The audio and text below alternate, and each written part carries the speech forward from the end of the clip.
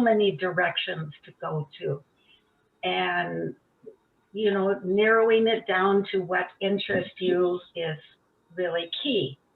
I really do feel that a quote from Beth Ireland says it all, and what inspires you, you shouldn't be looking at only woodturners, because then you're limiting yourself. Look at other fields, look at museums, look at nature, look at what interests you, and you'll find some inspiration. I made a short video. It's not Hollywood slick, but I made this video to help in case you can't see the burrs and bits that I'm using real close up. So I'm going to start that video. And what this is just a little bit of close-up of some of the equipment that I use. Hello, this is Linda Ferber. Can you see it? Showing today. Are you seeing it okay? Yes. Okay. A few of the supplies, equipment that I use in carving and wood burning. First off, the personal protection equipment is extremely important. I have a fume extractor. I bought that online from Amazon. It does help considerably to remove the fumes from the area. And mask is very important as well. I'm using currently the RZ mask, which has replaceable carbon filters. Also, in the bigger picture, in the shop, I have a dust collection, air filtration, and of course, a fan next to the work area. In the carving, I'm using a micro carver, and there's a few bits I want to show you close-up pictures. In the micro carvers, there's several units that you can purchase. The most basic and most common is this blue unit. It can be purchased online. There are a couple different saws that I like. The one on the left is a cut saw, rotor saw. It comes in fine, medium, and coarse. Also, to do the same task, there is the saber tooth rotor saw, also available fine, medium, and coarse. The burrs that I like to use are ball nose. These are good for removing material quickly. The advantage is that the curve on the top also has cutting units that just give you a lot of flexibility when you're hogging out wood. Also available fine, medium, and coarse. This has the same ball nose shape, but it's technically a stump cutter. I like this one for that same reason that I prefer the ball nose. In burrs still, I like the ball cutters. They come in a lot of different sizes, and the ones I do like are diamond. The diamond comes in US, Swiss, and German. Also, I have a set of the cup burrs. Those are very flexible, give you a lot of variety in your patterns. In carving and wood burning, there's still sanding. Using the micro carver for sanding, there's a few mechanical devices that will make the job a little bit easier. The 3M radial bristol disc, there's a flip-off sanding disc. Both of these materials come in different courses, and you can go through the grits just like any sanding. Also very handy for the carving is this fuzzy wheels. It does, just like the name implies, remove some of the fuzzies. Also, there is a mandrel that I use for adhering with double-faced tape, different grits of sandpaper. Wood burning. The unit that I have is the RZ razor tip wood burner. There's two pen types that I'd like to talk about. One is the skew tip, very similar shape as the wood turning skew, and a ball tip, very similar shapes and sizes to the carving ball tip.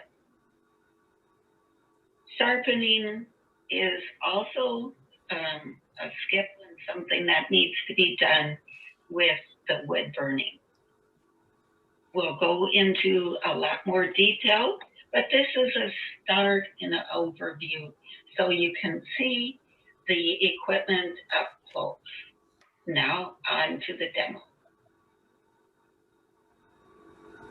Okay, thanks for watching. I just did that so you would have an idea when I'm talking about some of the burrs, that you had a chance to see them close up.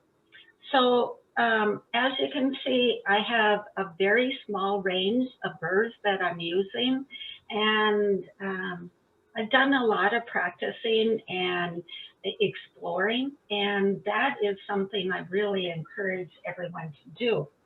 I have just a couple wood turning tips to talk about first. Everything that I prepared today is going in basing on doing the items on tops. So here's a set of tops that I prepared and then have that will work on the illustration. But in the turning section of it, I have found that it is good to have a consistency in the stems.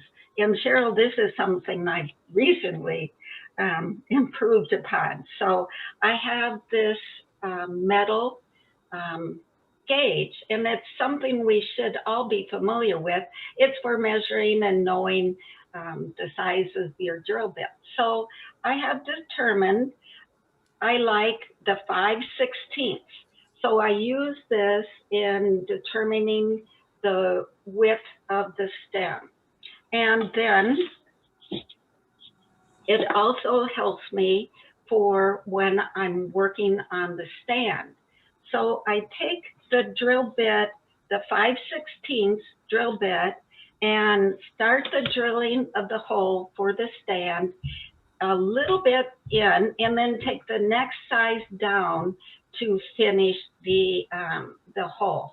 And that way I am able to get the tops to be secure and straight up and down on the stand.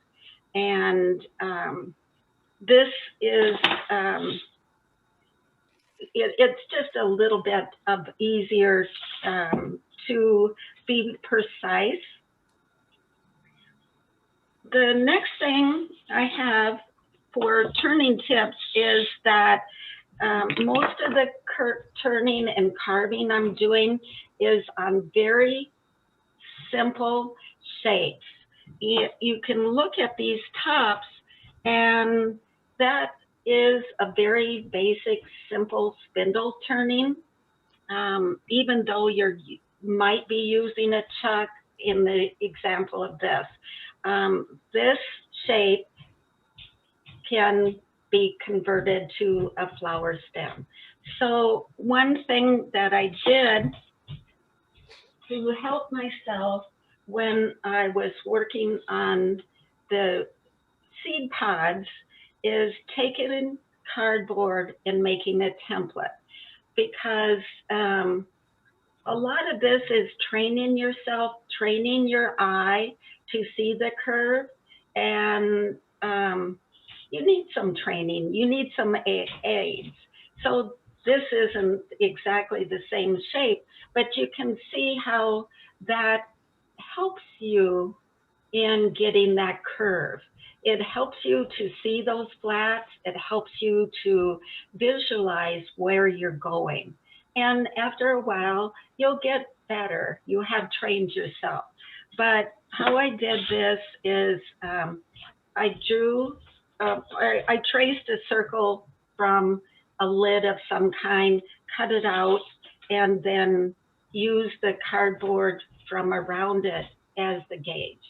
This could be just cut in half, but I haven't done that.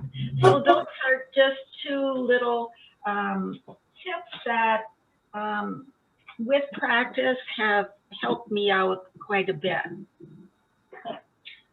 So I'm gonna put these aside and we'll get started. I made a lot of these seed pods. So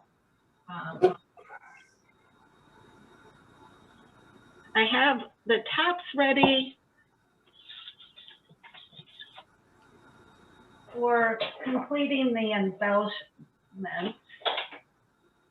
So the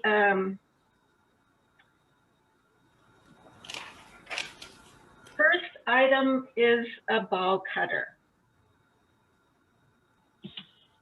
So Linda, do you turn those in two parts? So you have the stem as one part and then the pod is the other part? This one? Well, for any, when you're turning them, do you always turn the stem separately and then the pod separate? No, this at the end will be the stem.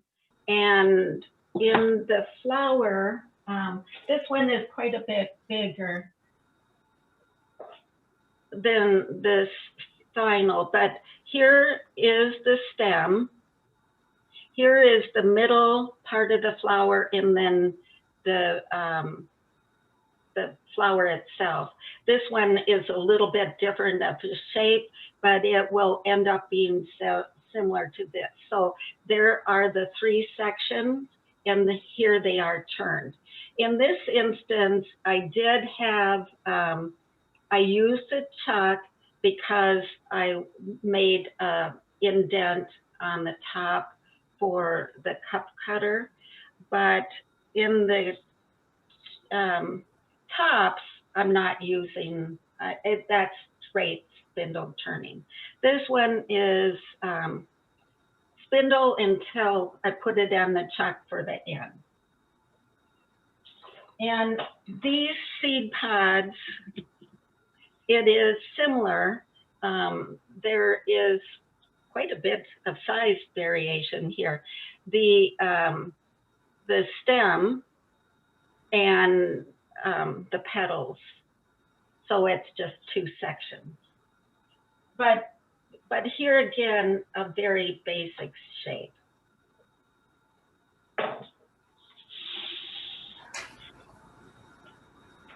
So the first one I'm going to do is a ball cutter, and this top is the one I have started and prepared. I love these little magnetic trays. I'm going to switch my camera here.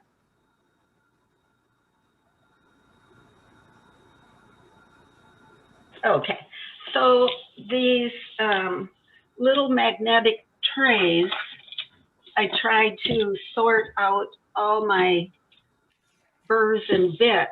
So when I'm looking for something, I can see exactly what tray. It only works every once in a while. I have to reorganize them all. But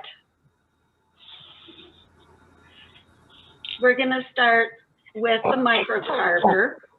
And the unit I have is,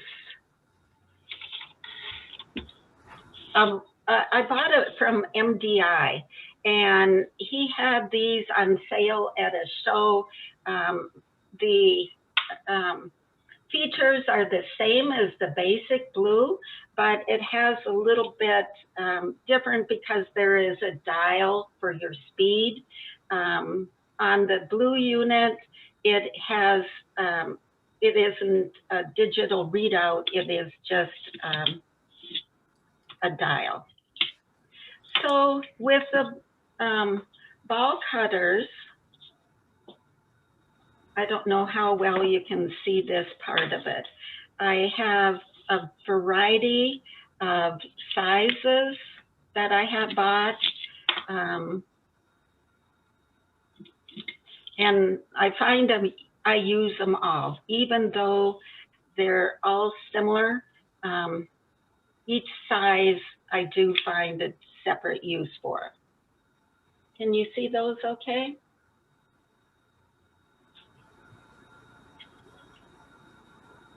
Okay, so for this top, I have done 1/2 and I'm ready for the second. In the ball cutters, it does leave a little indent, and I'm going to put in the collet. Select a size. I like to, when I'm inserting them, push down so it connects with the bottom, and then twist to close the unit. I don't know how many of you have done some work with a microcarver. If I'm talking about things you are not familiar with, or you're old experts of pros. I'm going to put on my face mask. So let me know, make sure you can still hear me. Everything okay? We can hear you well. Okay. All right. So I have the bit in. I have the machine on. I'm going to turn it on. I'm going to support my work with my hands, and I have one hand on the table being supported, the little finger on the table, my next finger supporting with my other hand and the work, and then I'll just start. And what I'm doing is trying to hit very close to the previous mark, trying to do a little bit of a random pattern, and also trying to rotate the piece so that the sizes are a little varied. It is nice to have it look random, so I'll jump from one side to the next, and it makes a big difference in the finished product. And you can see I'm always supporting my hand and the piece and the hand piece of the unit. And I'm putting pressure down for each one of the little marks that I'm making. And you can see there's some dust coming out, and usually when I'm doing this, I have a fan right here behind me, and that is going to blow the dust away from myself. I'm going to not turn that on today because of the noise factor. When you're doing this, and what the finish will be, it will have many layers of paint. So what the paint in the dry brush technique will pick up the highlights and the areas above that are left after turning or putting in the burr. So I'm paying attention to the amount of distance between each one of the indents, each one of the marks. When you're doing this in the round, you will find a difference in resistance, whether it's end grain or side grain. And you can see the more pressure I push down, the more dust that comes up and more smoke. Because at this point, I'm pushing down quite a bit more, and you can see it is doing some burning as well. When I'm doing a piece, I try to pick a ball that is appropriate to the size. I do have a little pliers that I keep next to my tools, because as you're doing this, the tip does get hot because you're doing burning. And so it's a little easier to, well, it's better not to burn yourself. So it's easier to remove with the pliers. I put in a bigger to vary the size in your piece. Oops, you got a little bit of slip there. And I was pushing down without having a secure grip on the piece. And as I'm doing this, I need to get very close to the edge on this side as well as the other side.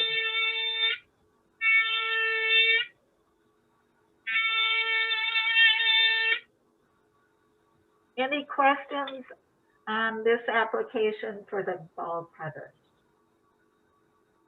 So Linda, if I was going to do that on, say, a box or something that's not a solid piece of wood, how thick of wood would it need to be where it wouldn't just crack it?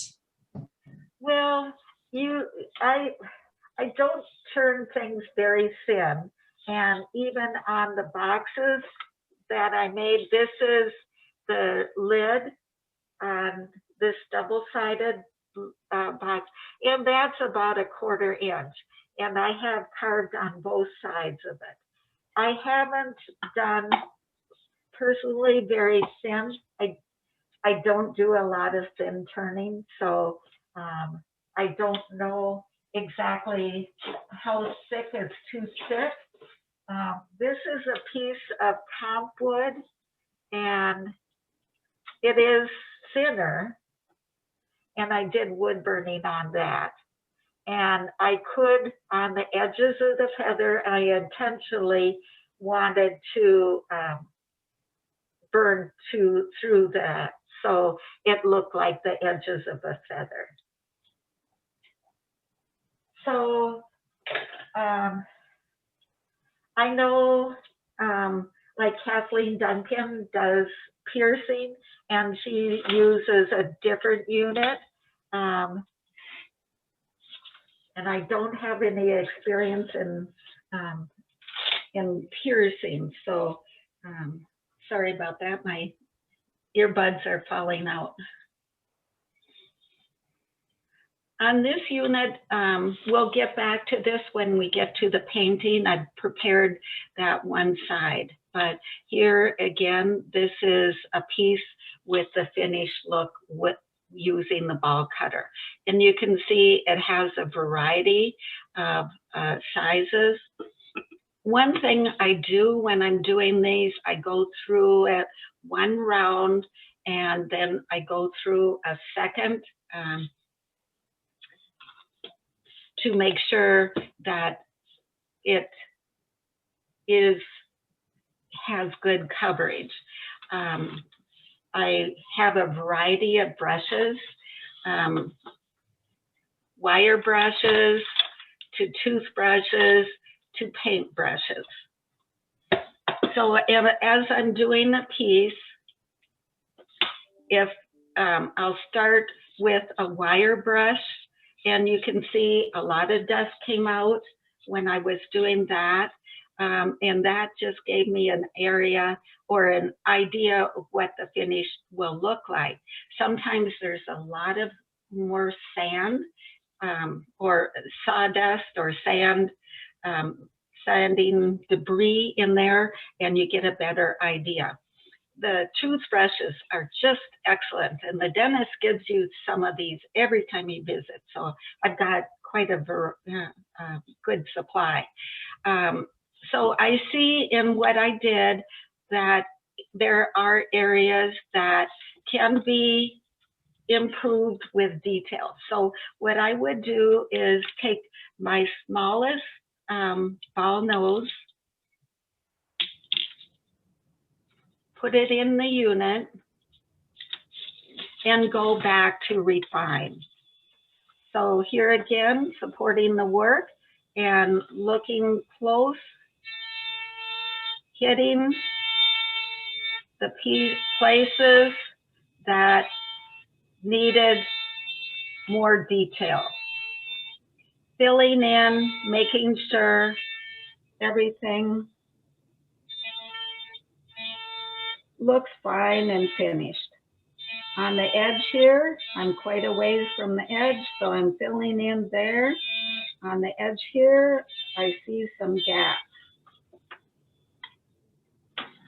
On this type of work, I'm finding that I don't need a lot of sanding, but I'll use the wire brush and look. There's some little fuzzies right here. Can you see that little area of fuzzy? So that is easy to take care of. I can use a ball cutter and just gently touch the edges and remove those fuzzies. But that helps with the finished look and doing those steps after the carving. So do the carving, brush it off, refine, fill in, and then defuzz with the same cutter.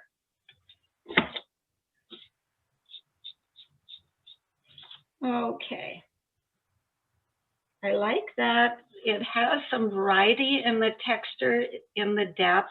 I'm not doing work so that each one of those holes have to be precise. I do like the variety of the depth. So this piece, then I would say, I'm okay with this, but I'm going to show you the defuzzer on this just in case you see some variety of fuzzies that weren't taken off. So I have put a defuzzer, and you can see this one is well worn. It does have more, a nicer shape when it's new. Here's some brand new. And you can see I get a lot of life out on that. I think it's similar to steel wool in the sense that a little bit of the material comes out each time you use it. Now, this defuzzer needs a very slow speed. So I turn the unit speed down to 5. And so still supporting the work, hitting the piece with the defuzzer. Simple matter. It's just, like I said, sort of like using steel wool, but on a mechanical means.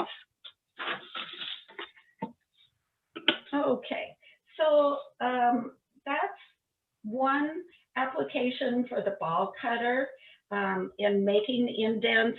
And also I do use the ball cutter with some of the other burrs as well to clean up or defuzz. The next cutter is a shop made, and it's similar to the cup cutters, but like I say, it's shop made. I'm going to get a couple out here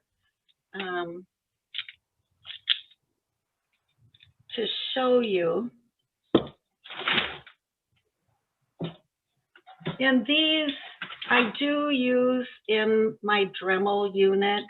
I just find that I like the fact that I can put a little bit more pressure. And if I burn out a Dremel, it's a lot cheaper than a microcarver.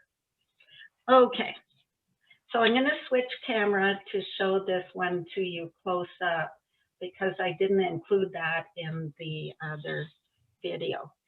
It is a drill bit that was put in the microcarver, or it was held in a microcarver unit used to drill out the center. So let me get a bit here for you.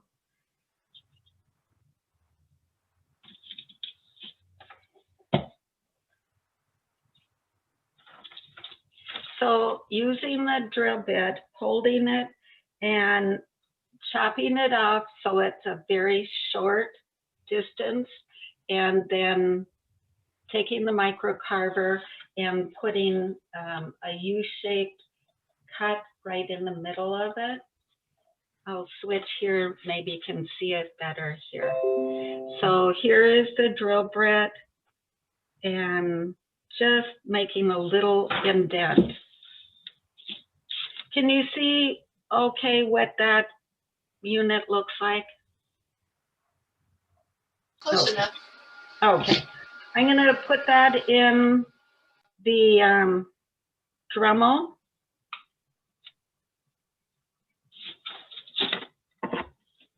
And what this does is gives I like to think of it as a very fuzzy or moss-like finishing. I do on this top, on the outside, a lot of the tops I use that. On the inside is in embellishment. So this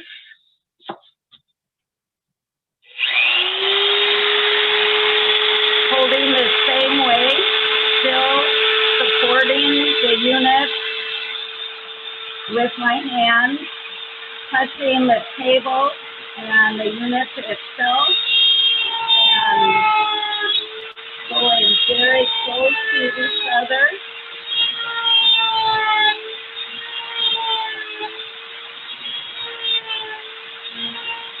Like I said, I really like the effect of this one.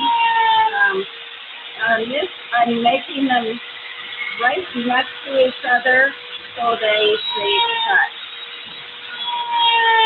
When I'm working on these, this unit is a lot noisier and a lot heavier than the microcarver. But when I'm working on these, I try to experiment with different textures. So that's really what we're doing, is making marks, making different textures. And this one I do like quite a bit for the versatility. This, just like the other cup cutters, you do get some flaps. So you need to be very aware and look at them to remove those flaps.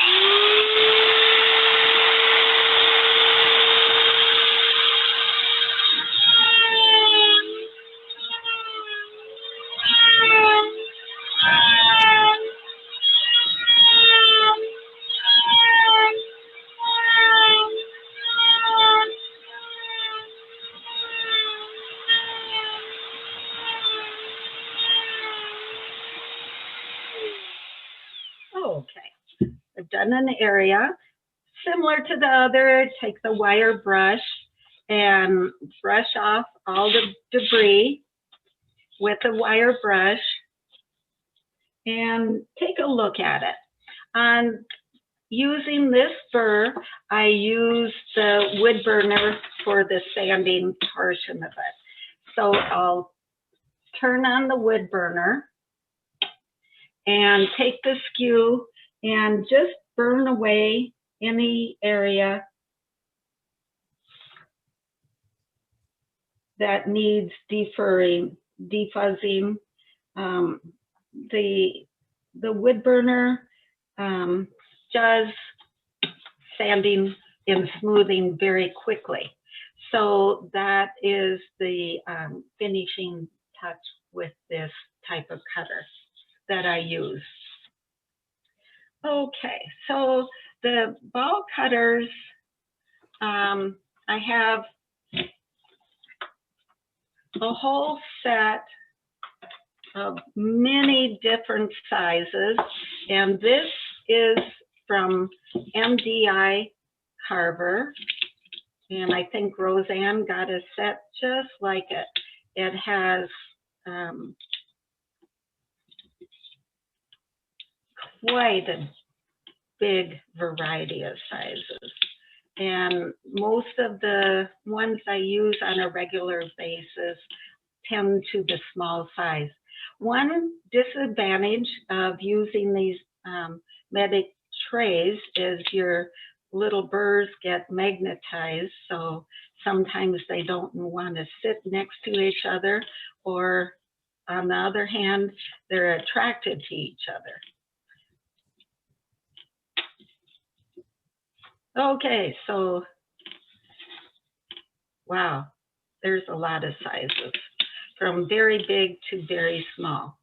And I have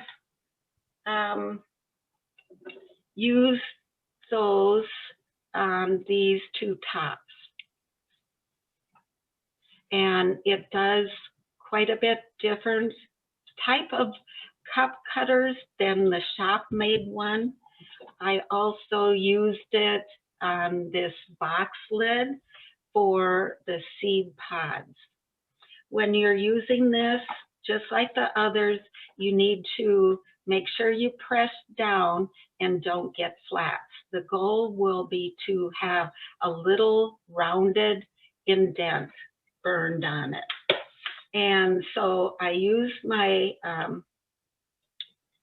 Dremel for this, and I do like something in the mid-range in this size. I had talked to these cutters are from MDI, and they were developed by Michael Case. And I've talked to Carol Howe about them quite a bit. She's a very good friend of Michael's, and they do need some sharpening. So what she recommends, and Michael does, is taking this cutter to your grinder and sharpening the edge. Well, I did that, and that was, for me, a little bit of a learning curve, an adventure. So I felt a little better using a diamond cutter, because, you know, holding this on your grinder, you only have a few seconds until you're, you know, way too far. So I use the diamond and just hone the edges of the cutter. Another thing that my dentist has really been beneficial in my supplies is these little tools that he's very generously given me. After they're no good for his use, he's glad to donate. And when you're using it inside the cup, you get some, Bill, you got some too, Cheryl. You know, I always ask my dentist, how come you don't carve? You know, you've got the skills and you just have. I use them for so many things. Yes, yes. But inside of this, you need to scrape off some of that carbon from using it so often. So every once in a while, I take this little thing and give it a clean. I didn't go through cleaning on the others. Let me backtrack a little and do that. On the ball cutter, it does build up also of the carbon. And what I'll do is I have a wire brush that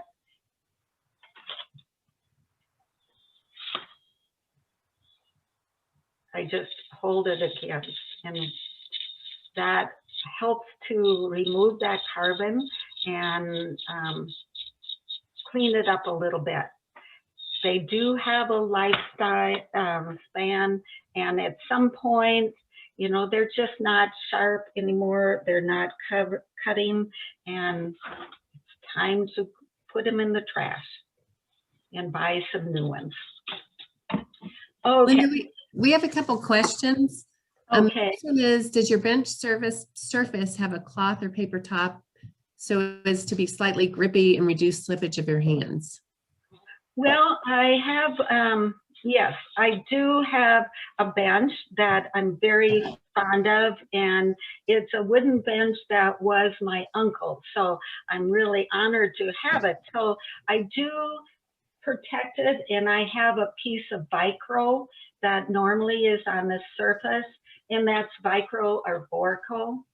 I could show it to you just a second. Oh, let me go get it.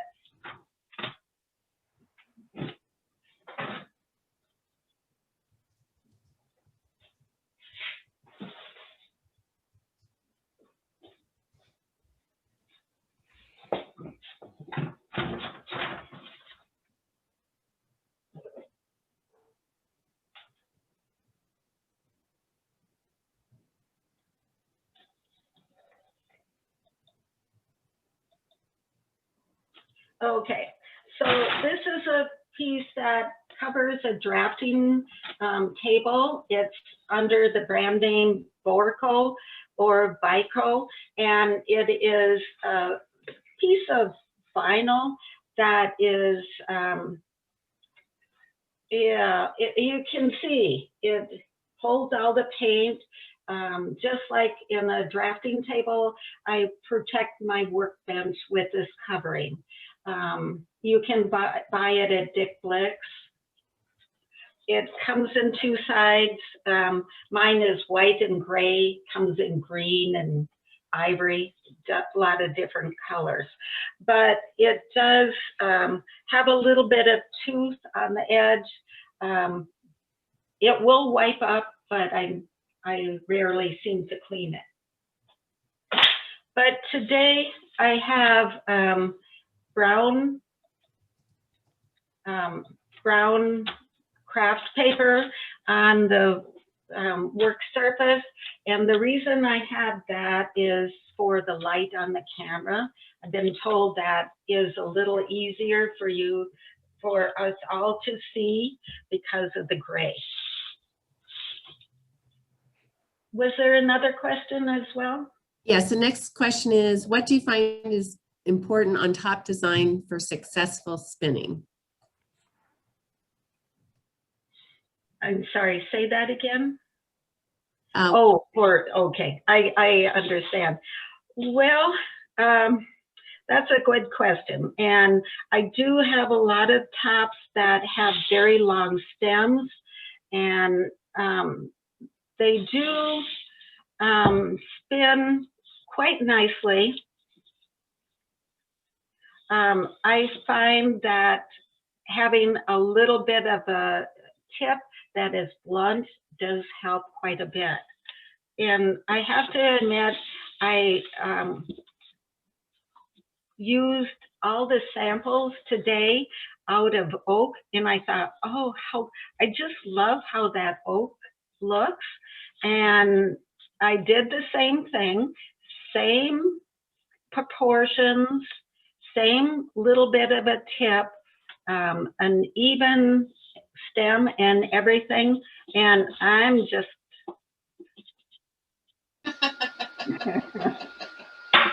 now these, all three of these out of oak, and I don't know if it's because the material or what, you know, what went wrong. I mean, What is the other one that was so successful? well, that all three of these do turn or spin nicely. This one is ash. This is holly. I'm at the point I need to use two hands to spin, and this is walnut. And all three of these are a variety of materials. The tips are the same blunt top, and this batch just were flops. Not, they're just there for looks. The designs aren't that different. The stems are a little bit shorter. I have quite a top collection. I have over 160 tops, and they are fantastic, quite a variety of shapes and sizes and designs. Some spin and some don't. So I guess I'm not overcritical, and if they don't spin, I'm okay with them being for the look. So Meryl, you're smiling. So I'm not always successful is the answer. Okay, so we've done, oh, we were gonna do this cutter. So here is the example of the cup cutter in a finished piece. So I have the cup cutter all cleaned out, sharpened, ready to go. And this one is going to be a little noisy again because it's in the Dremel. And normally I would have my mask on and the fan going. So here we go. Supporting the unit, and here I use both hands, both at the side.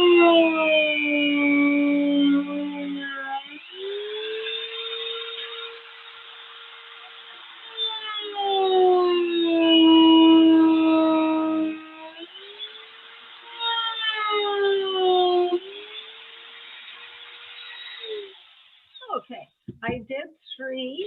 I intentionally left this one to show you what happens if it has a flat. You can see this one is a little less successful. It doesn't have that nice rounded bottom. So I'm going to go back and fix that.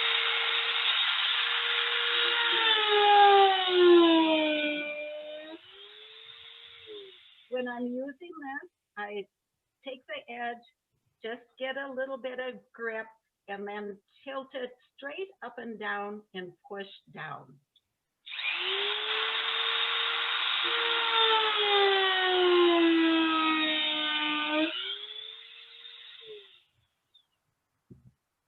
With this, you can see that the cutter does make quite an indent, and it leaves quite, oh, that's hot. It leaves quite a bit of wood on the edge. So I'm going to take and put a variety, put a smaller cup cutter in between.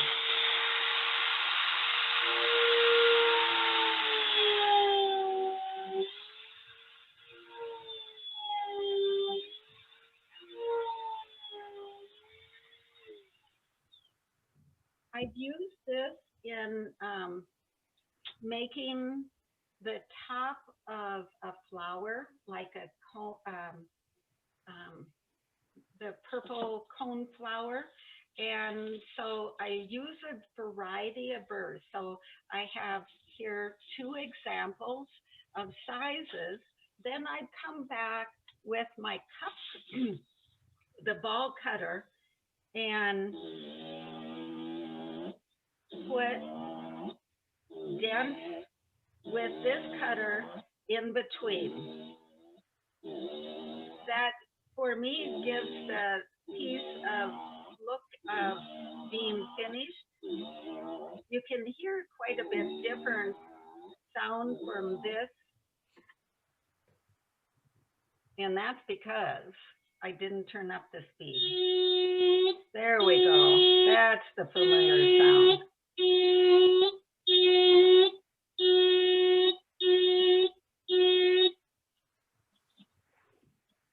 Okay. And just like the other, I take the brush and brush off all the dust so I can see what I have. What I'm looking for is with the 2 cutters that I have covered all the area. I don't have any flats and any empty or blank spaces. And here, that one right here, to me, looks like it has a little bit of a flat.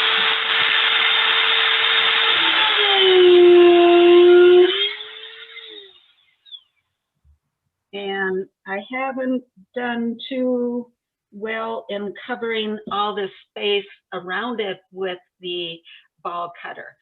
But this, these 2 methods, in my opinion, need less sanding.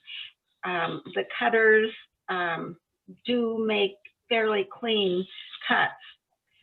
Some people use these and do continuous, and I have an example in this flower head where I haven't left the ridges between the cup cutter. I've gone right next to each other, used a variety of sizes, and it gives a more organic, irregular shape. So it's an area for experimenting, seeing what pleases you. You can see these are 2 completely different looks, but they are using the same cutters. That's one area I do a lot of experimenting. This is another area that I use these cup cutters in the middle of the seed pods to show just a little bit of a flower-like effect on the piece. So this is where you do experimenting. You have your practice boards, you make a lot of marks. Here I was experimenting with the cutters and looking for flower-like. Here I started experimenting for making what I thought was like a pine cone.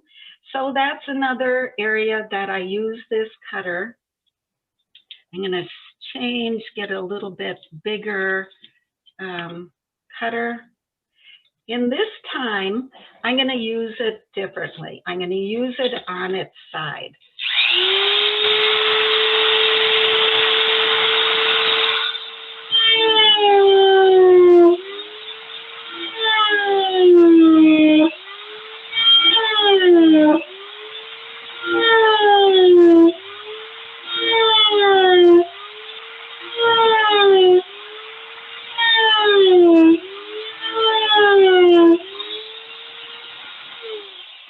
Okay, so what I have done is only gone on the side, caught the wood, and then pushed forward.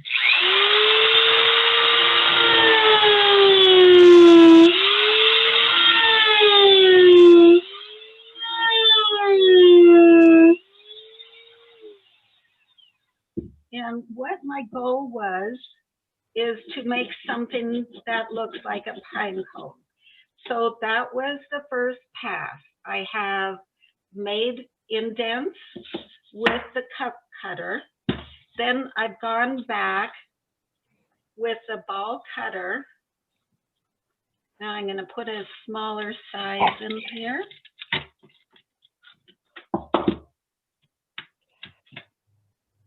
And let's see, I'm going to go back to a ball cutter, and let's see if the right one jumps out at me. Sometimes having old eyes is just not a nice thing. Things can be right in front of your face and you can't see them. Okay, so I have a ball cutter. What I'm going to do is dig out in between these areas to give it dimensions. And that will make it further look like a pine cone. Linda, we've got a couple questions. Okay. One is, how did you do the edge on the flower pot? And the second one is there a wood burner that you would recommend? Okay. Say on which flower? This flower? It said on the pot, I think. Okay. I'll get to On the that flower pot. one. That one I used the Kutzall saws. Oops. Grabbed the wrong one. I used the Kutzall, and I'll get to that one. I'm using that on the sides. Okay. We'll go through that one as well. Okay, and the second one is, I only use my inherited wood turner for signing my name. I need more tips. Is there a vendor you would recommend, if not the maker? And okay, I'll go through the wood burning, using the wood burning as a carbon unit. And there's a lot of different types and ways to use a wood burner. For example, Cynthia Gibson and Helen Bailey both do very fine, delicate wood burning at a low speed, a low temperature. Also Donna Banfield. But what I'm going to show today is the RZ razor tip, and I use that as a heavy, almost carving. You're burning away the wood. So we'll go into the wood burner unit as well today. But that's real good. I do, like in the one example, use the wood burning to accomplish some of the defuzzing, some of the sanding, but also I use it for carving as well. And Linda, what do you use to color your tops? Is that acrylic? Or is it different kinds of paint? I will go through that as well. I use a dry brush technique, and I use golden paint. So here's my bucket of paint, and I have a couple pieces prepared, so we'll go through the coloring as well.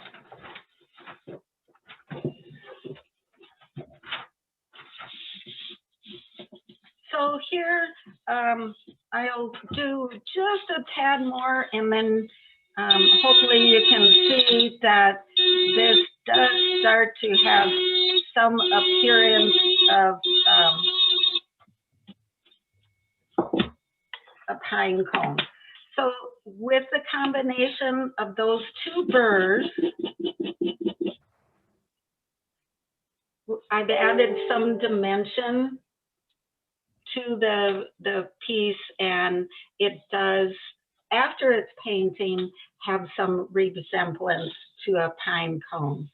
I find a lot of things in nature, flowers, mushrooms, leaves, feathers, seed pods, all are very inspiring for me.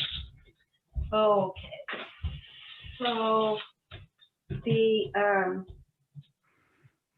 ball nose cutter I'm going to use on my sample board here.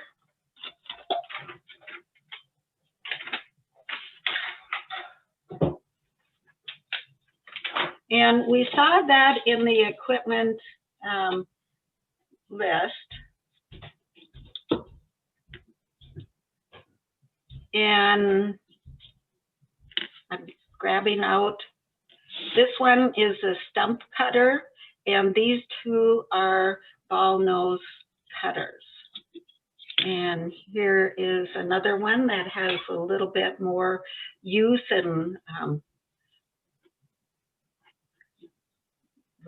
been around the block a few times. I'm gonna twist this off, remove that ball cutter, and this one is thicker, doesn't need the collet.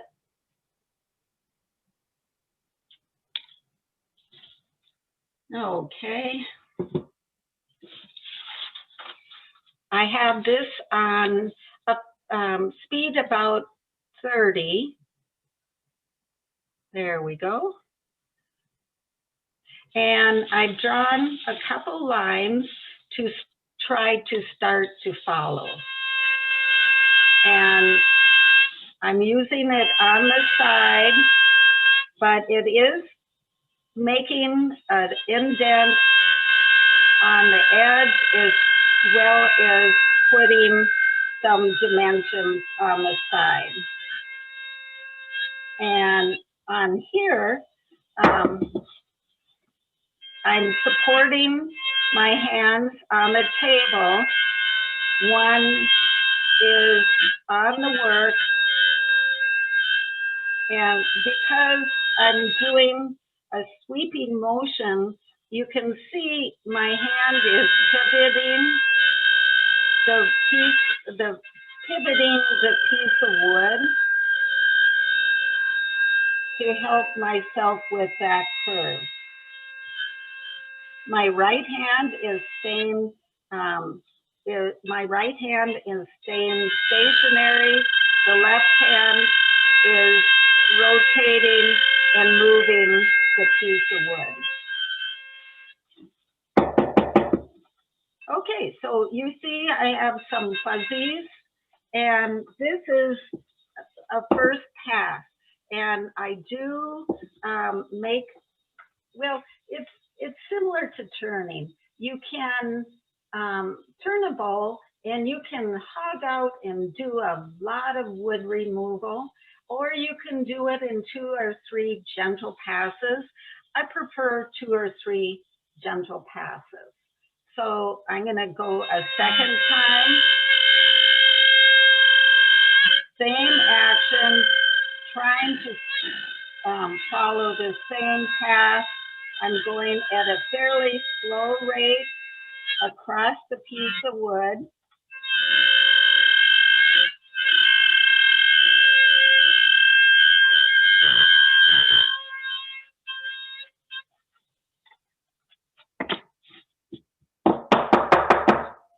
Okay, so you can start to see the ridge that I have made with that cutter. And here is an example of that in a finished piece. So that is how these ridges were started. So I would do 2 or 3 passes with a ball nose cutter. Then I would take my stump cutter, put that in the unit, and this time I will pay attention to working on this ridge. So I'm tilting the board and following that curve, but I'm concentrating on the ridge.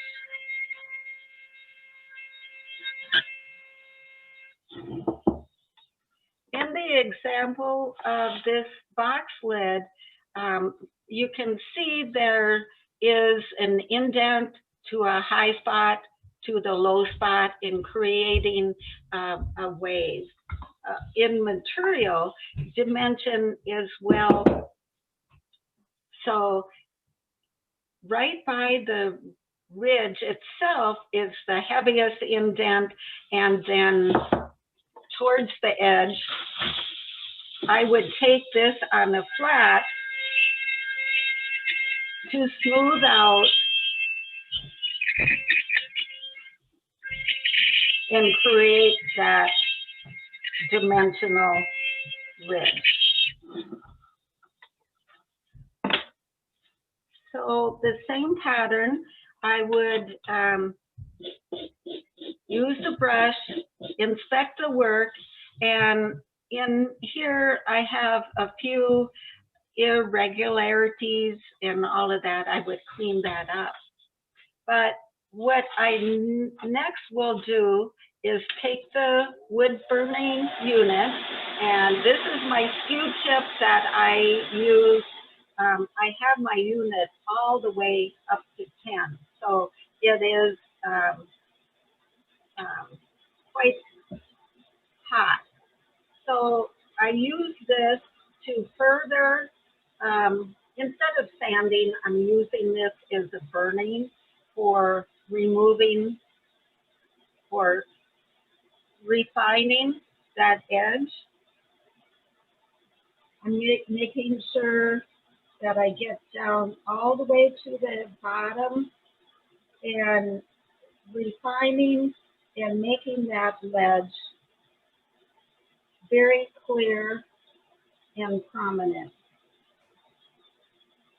And you can see a lot of smoke comes out when I'm wood burning. Also, I have a handy brush to brush off that carbon, keep the tip clean. I'll go back and with the side of the wood burner, burn off those fuzzies. Also on the side, further blend in and burn away the wood.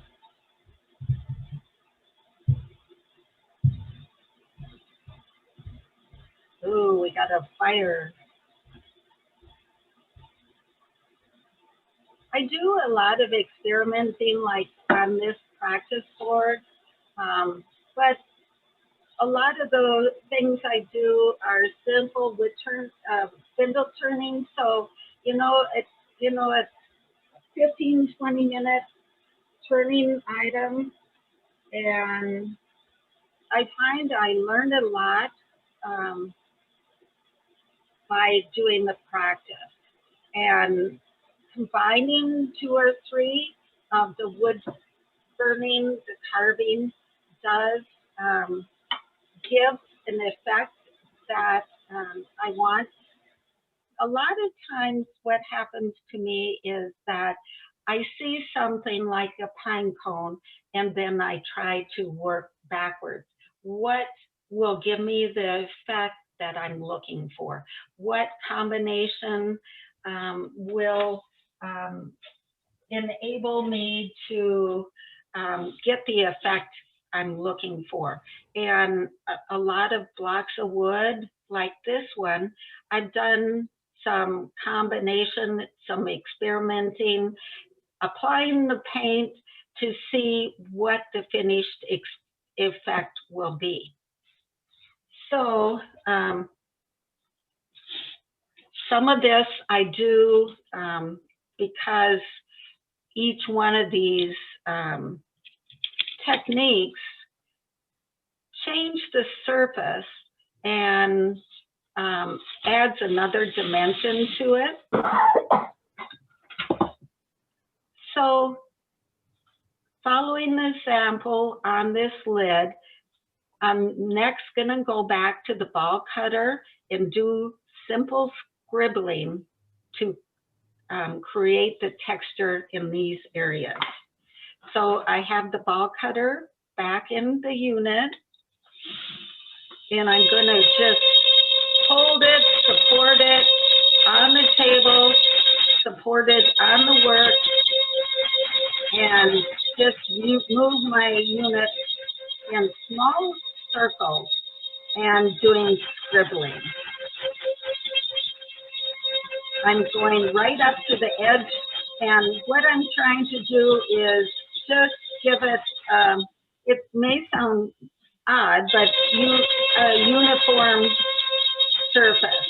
Even though it is scribbled and leaving indents in the wood, I don't want areas that aren't covered. I don't want areas that have really too big of indent compared to the other. Some variation is good, but within a certain range. So with the scribbling, there is one pass. I don't worry that some areas are wood burned and some are not, because I'm going to paint all of this. So with this scribbling, I do try to use a second size. So I'm going to take a smaller ball cutter, put in the unit, and go back through the same practice and the same steps. This just gives it a more, it gives it more variety. In the dry brush technique, what you're doing is emphasizing the areas that stand up. So this is giving a variation. It has more areas of interest that the light will reflect. And this just gets back to practicing, finding what works, what you like, what type of effect you're trying to go for, and experimenting on practice boards to get that effect. So I have brushed it off with a dry brush, and it does make a big difference.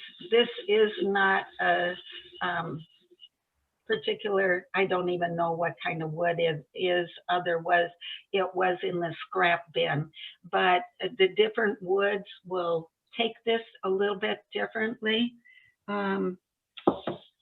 You can see in this piece, I have a butterfly. This is holly, and it had been sanded, and I used the smallest little ball cutter that I had and did very delicate little scribbles in attempts to make it lighter like a butterfly. But this is a different size ball cutter than in this area, the butterfly. So in this instance, I have wood burning for the outside unit. I have the ball cutter scribbled and a second ball cutter, and then the cup cutters. You can see, hopefully you can see that I've gotten very close to the burn lines, so therefore the burn lines are a little bit raised.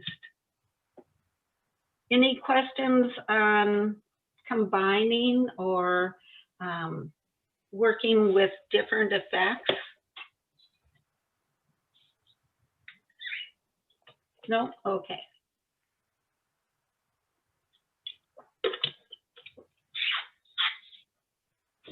Okay, so we have done the ball cutter is a ball to indent and is a smoothing out and a squiggle. So it is pretty versatile, also, in this instance, there are some areas that have some really good texture, but there's a little torn out grain as well. And that happens, and to cover up the torn out grain, I try to do, go through the area and just with a very light touch to try to smooth that out. So even though it is creating a broken edge, I do try to, even though it's not sanding, to do some smoothing. The paint is going to pick up any torn grain, and torn grain is torn grain, whether it's in a texture or on the edge of your bowl. So either way, it needs to be dealt with and used to try to prevent it. So the next area I want to go through is using the combination, again, of the wood burning and carving.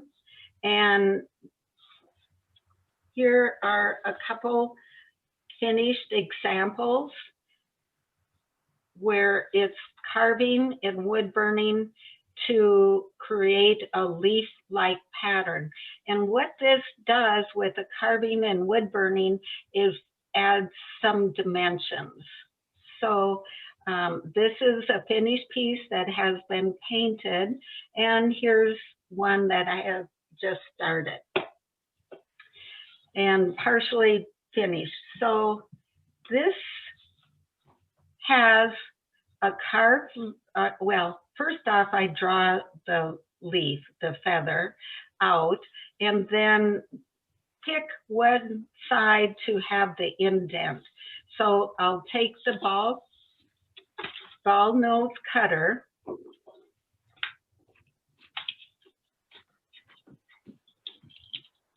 and I'm going to actually use the skinnier one today for this part, just because it's a little bit smaller unit. And I have on my line, the same as in the curve, I have created an indent using the ball nose. And this is cutting both on the tip and the sides. Then I move the piece to work on the side that is proud. And I'm cutting as well as trying to make it a unified surface. Okay, so now we're going to do the wood burning. And just like on the edges of the wave, I first do the outline and then the individual stem or individual lines for the leaf. So in this instance, you can see what happens when you put a lot of pressure on a wood burning tip. When you get these tips, they don't look like that at all. Here is one that is new and I haven't deformed it, but it still cuts, or it still burns, and still does the effect that I want, so I keep on using it.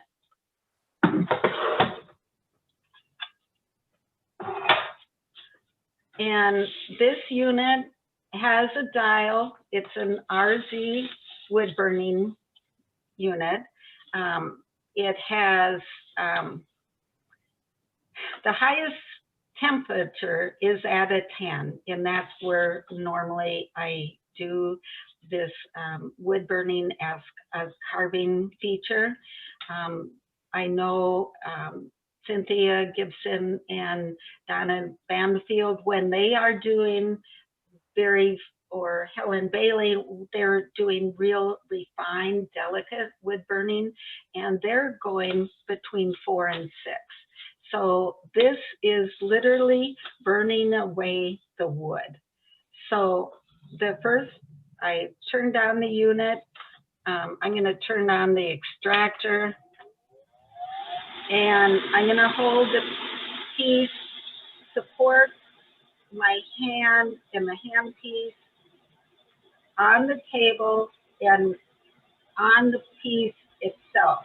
So I'm going to go down the line, keeping the bottom of this into the depth that I have created using the ball nose cutter. I don't know if you guys have ever gone online or seen the unit that Graham Priddle used to talk about, the vaporizer. Has anyone seen that? Well, it's, I have one and I do use it, and really it's made from a battery charger, and it literally vaporizes the wood immediately. And that is something that's fun to try. One of the guys well, my neighbor made the unit for me, and one of the guys in the chapter put a dimmer on it to control the temperature for me. Okay, so I have the area burned. That is the defining line for the two sides of the leaf. So I'm going to now start at the top, and I'm working down to the left of my previous, and the reason for that is I can see where to put that next line. And I want it as close to the previous as I can, and I want to drag it out all the way to the edge. And when this is painted, just like in the other, the dry brush is going to pick up the areas that are proud.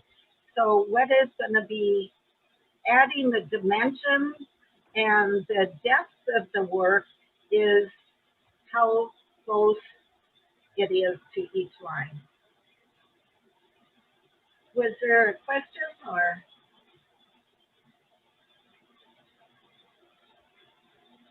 No? Okay. I'll keep going to the bottom. Yeah, can you come to my house and do it for me? Sure. I'd love to go anywhere, but California sounds very good drought right now. We have just come out of a week of like 30 below wind chill. So I hate winter. I just hate winter. I'm golfing this afternoon. Oh. You know, the perfect temperature is 80 degrees, and Minnesota hits that like 1 week a year. So you say, wow. We moved here from a year and a half in Chicago, and I learned very quickly that the cold is not for me. Yes.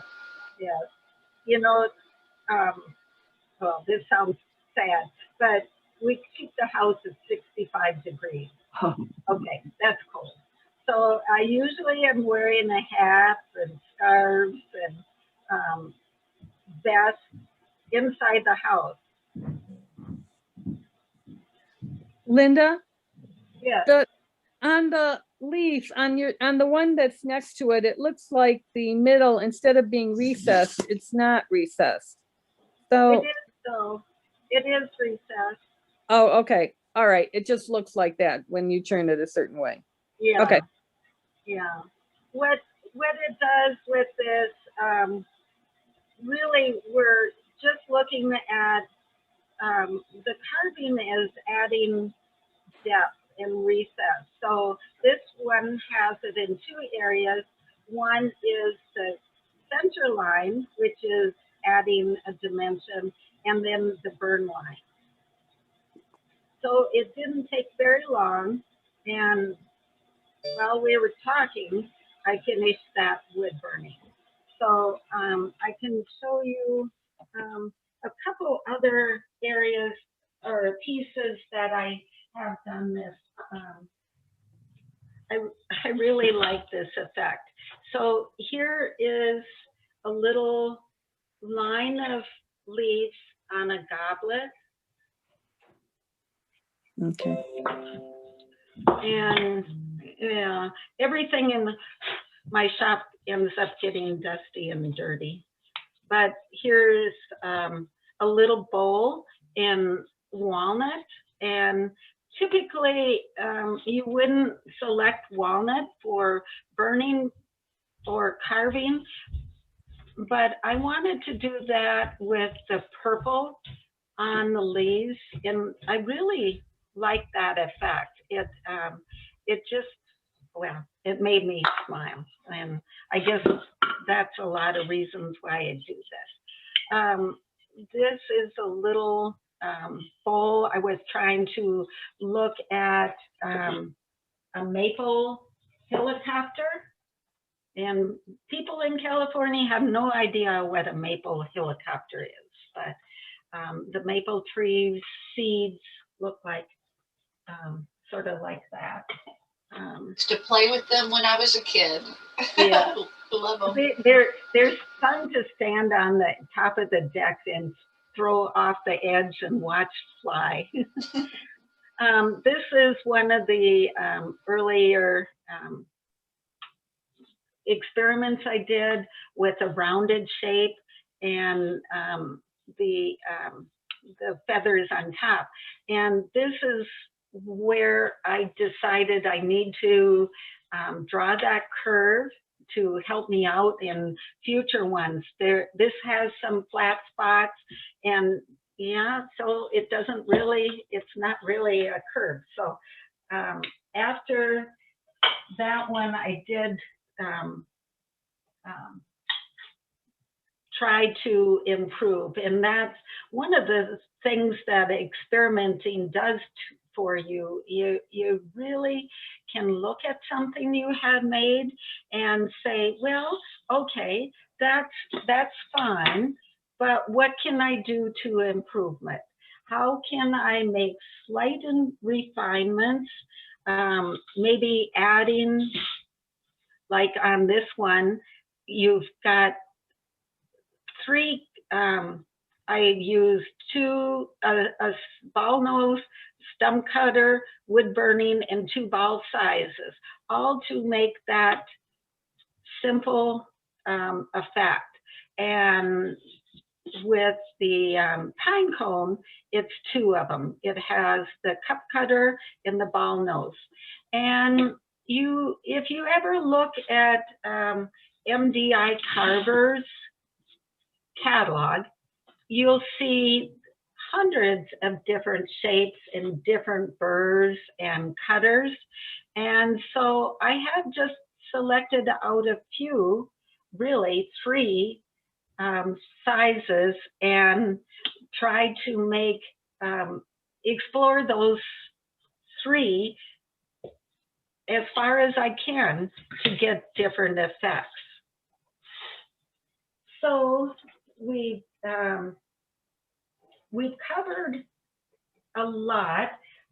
We still has the cudsaw, and that is one Meryl had asked about. And this one is a fairly aggressive cutter. I've got 2 different sizes, and you can see I have used them a lot. And that I use on a lot of things as a real quick way to take a lot of material. I use it on the stems and the sides of this flower. So this, I'm gonna go away from my sample board, and I'm gonna put my mask back on. Can you hear me okay still? You can. Okay, good. All right. So taking the unit, I'm going to put this one in. So you can see as the turning, obviously it is very straight, and the edge of the stems have a little bit of a curve to it. Every one of them has a curve to it. And I start that with the cud saw.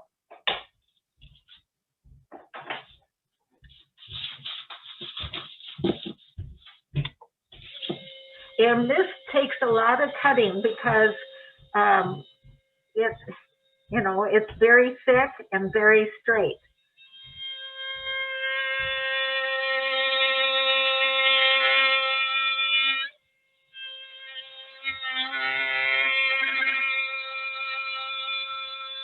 I'm drawing just like all the others. I'm supporting my hands, and always I'm cutting towards, drawing it towards me, giving as much support as possible. And you can see it leaves quite a big indent.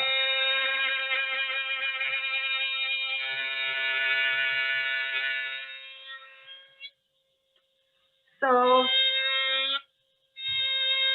to make it indent, I have to remove quite a bit, do many layers down.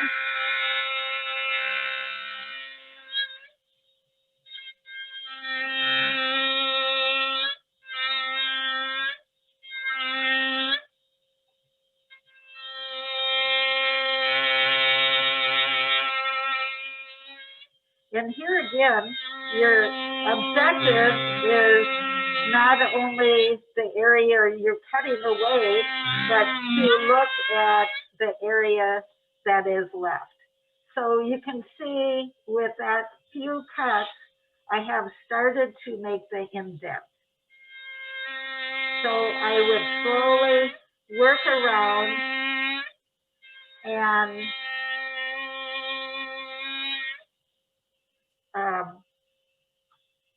working towards the center, you see I have a long ways to go to remove this to look like a curved stem.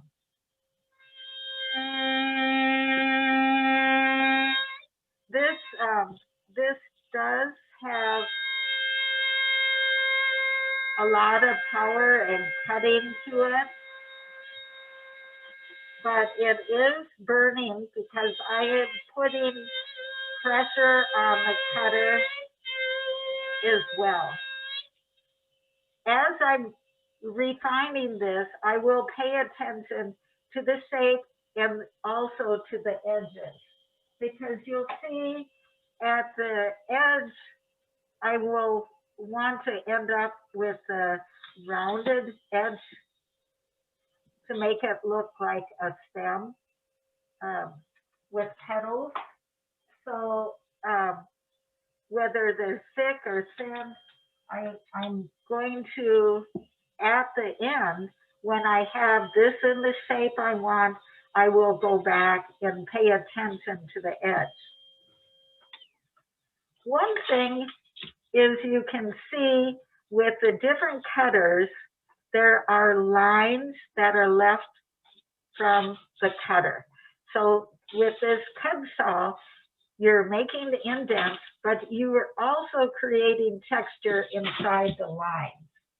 So with, for example, going back to the ball nose, you also, because of all those cutters and ridges, do get that texture in between. And most times that is really an added bonus. I think that having those textures inside the lines is very beneficial. I have a second cutter, and this has a little well, it has a bigger diameter, so you get a little bit different effect. But it's still a cut-saw cutter.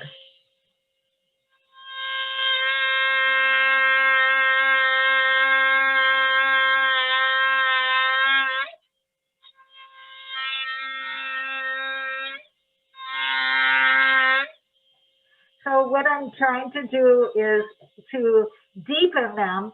I will follow the previous cut and go in deeper.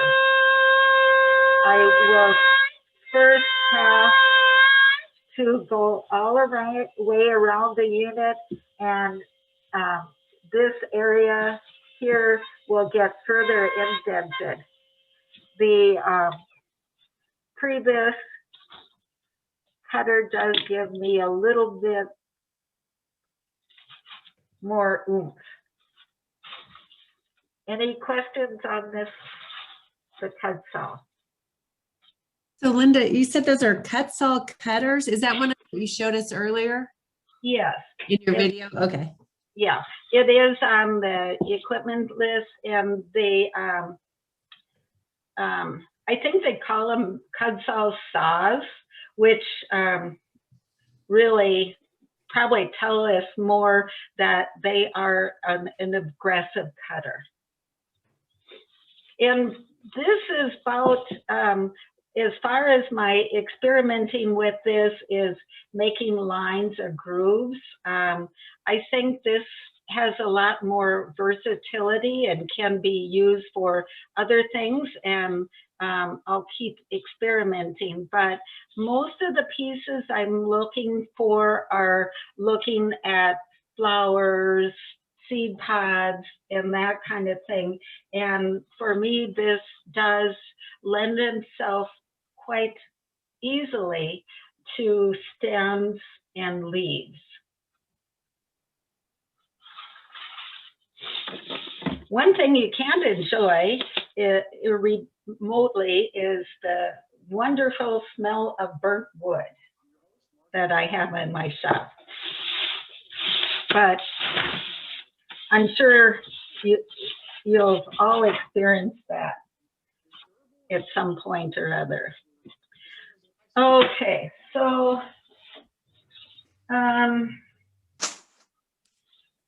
any questions? If you want any review or questions on the carving or wood burning, if not, we can go into painting.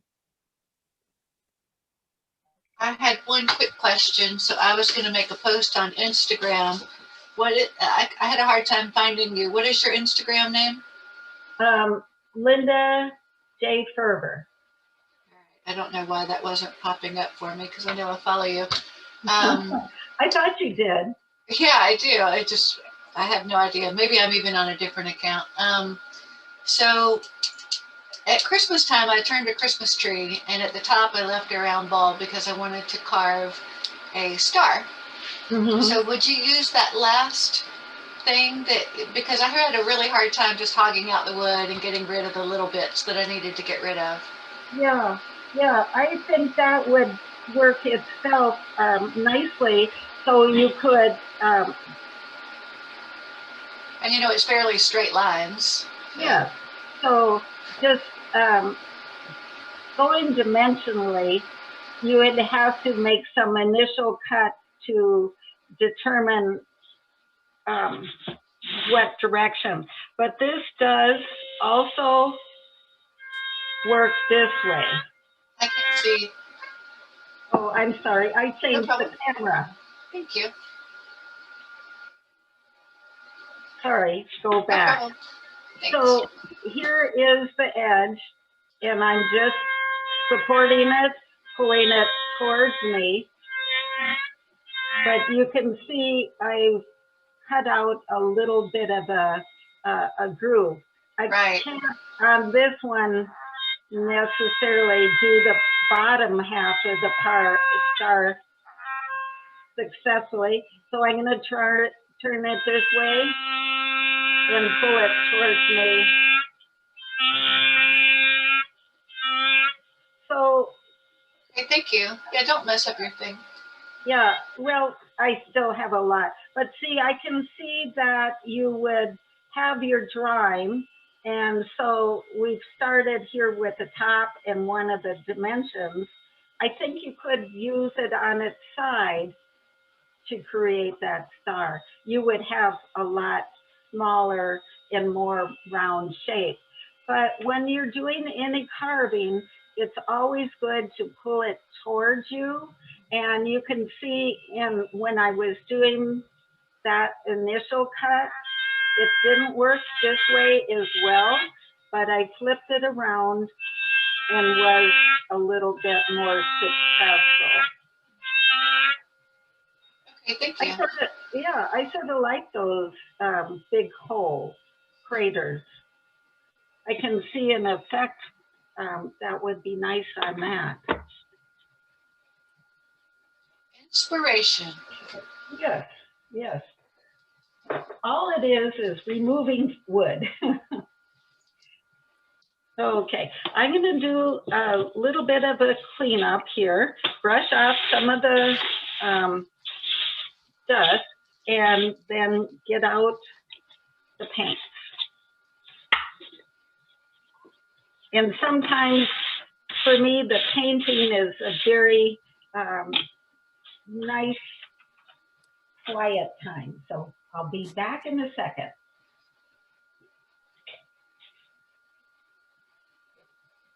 It's funny, she was talking to us about those helicopters, and I can remember when my nephew was a toddler, we would stand on the back deck. We have those trees in Georgia, and get a handful and throw them up in the air and say, helicopter, and watch them all spiral down to the ground. I did the same with my grandkids. We'd wait for a nice breezy day. Oh, are they fun to watch? And they come down by the millions, so Yeah. it's easy to get a handful. I have a question. Linda, you said there's a list somewhere or something? Oh, yeah, I have a list. I can send you a Word document, but I created that little video that had some of the things. Oh, right, right. But I do have a Word doc. I haven't sent it to Robin yet, but a Word doc that has some of the links, like to MDI. Uh-huh. The- I thought I had a catalog from them. I was going to look, but I think it's out in my shop and I'm in yeah, the house. Yeah. So I know. And if you could send that, I'll send it out to everybody. Yes, I will send that. It doesn't have a lot of the images like in the video, but it has the web links and all of that. oh, no, that'll be real handy. Thank you. Yeah, you can get, I really like the saber tooth burrs, and you can get those at MDI as well. Yeah. Wayne is the owner, and he's a really nice person. Back in May, I put this diffuser on my unit, and I didn't watch the speed, and it just woo, and then everything stopped and jammed up, and I called him, and he says, oh, just mail it to me, and he fixed it and mailed it back. It was just like a 1 week turnaround and gave me really good advice and good service. So Oh, that's nice. Yeah. yeah, I know. It's really nice when a manufacturer like Ruth Niles or Wayne, that they also are extremely knowledgeable and helpful. Mike Hunter is in our chapter, and he knows a lot about his tools and how they use. And that's one of the nice things about doing business. And most of the wood turning businesses are family businesses. So they're makers, they're using the equipment, they're experts. They're just not a manufacturer's rep. Nothing wrong with a manufacturer's rep, but it's so so nice when someone can give you real life advice. Right. Yes. Okay. Oh, yes. So do you, Meryl, find the same with the melt paint? Are they very good with giving you support in application? Well, the original company sold it, the Old Fashioned Milk Paint Company, and I think the owners are now out in Utah. But Mhm. I was doing a project. I did a outdoor chair for a project for my town this summer. And they were very nice. I contacted them. Yes. A Facebook page, so you can write questions on there. Mhm. They'll I think answer. the melt paint, I think it's that when they bought out one of the other melt paint companies, Right. and so now they Right. have the traditional earthy colors as well as bright Yeah. They have some non-earthy. color. I've always used acrylic paint to just make my own colors. So Oh, really? Okay. yeah, just tint it with that. Yeah. I've never used that, and I've never used the pre-mixed milk paint. Yeah. I tried it once. I didn't love it. Yeah. Okay, so Okay. This will be your new work. These pods and things are just wonderful. So they're real. oh, thank you. I really love the summers when you get out and walking, and I have 2 boxes full of stuff I picked up on my walks this summer. You know, helicopters, little acorns, little feathers, and I dig them out and look them over. And a lot of the things I'm doing is trying to imitate what an acorn would look like. And this I did, and then I thought, well, that's almost a top. So then I made a top that looked like an acorn. Mhm. So I find experimenting and looking at things does lead you off into new directions. This top is a very good spinner, and it has the ball cutters, the cup cutters, the cud saws. It's combining a lot of different things. I find, it takes you 10, 15 minutes to turn something this small, and the same with the top. This doesn't take too long to turn, and you have a small investment in wood, a small investment in time, but a lot of canvas to experiment. And if it doesn't work, it doesn't spin well, make another one. I didn't go through this top. It is the same wood burning as on the lathe, just lines up, up and down to burn. So I'm gonna pull out the paints here. I'm gonna switch the camera again back to the desktop, and the paints I'm using is golden. And Robin and I were talking earlier about some of the advantages of this COVID time. And one of them is social media and the ability to take classes. I've been able to take more classes than I've ever been able to take before. And people are very encouraging.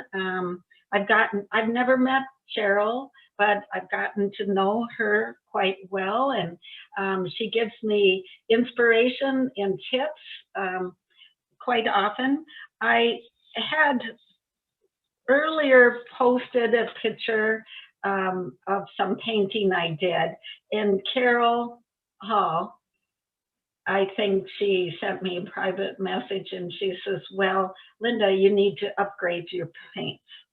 So Rosanna and I did a lot of paint pours early this spring and summer, and we have a huge box full of the cheap Michaels paints, and that's what I was using. And there is a difference. The paints that are $2, a little tiny tube, are good for paint pours, but as soon as Carol said that and I switched to golden, I could see in the dry brush an immense change. The golden is more intense colors. It doesn't clog up and pool down into all these lines that I spend all that time trying to create. So that was a real aha moment. And we all know this, you know, the right tool, the right effect. But, you know, starting out, you say, acrylic paint is paint. Well, it's not. And Maryla was just a few minutes talking about the difference between the milk paint that you mix and the ones that are pre-mixed in the fluid. For certain things, there is the right paint for the right job. So goldens are where I have landed. And this past week, I took an online class on unconventional acrylic painting. And the lady was talking about painting in areas that are not a flat canvas, which was exactly what I needed, and I learned quite a bit. So first I'm gonna talk about the paints on these three tops. And I really love the colors. And these three tops were intended to be a set. So what I did is try to think and imagine the colors. And they're supposed to be mushrooms or fungi, but maybe not necessarily true to life colors. But for me, there is some uniformity of this colors. And the reasons for that is each three of these have two colors in common. I use the burnt umber, orange, and gold mixed for this top. I use the burnt umber and gold and green on here, and the blue. And this to me is looking more teal, so I might have snuck in a little green. But just because they come in tubes and there is a color doesn't mean you have to stick with that. I feel that the attention to combining the colors gives a lot of versatility. I don't really have that many colors. So most of what I'm doing is mixing, you know, using experimentation or the good old color wheel to mix and match colors.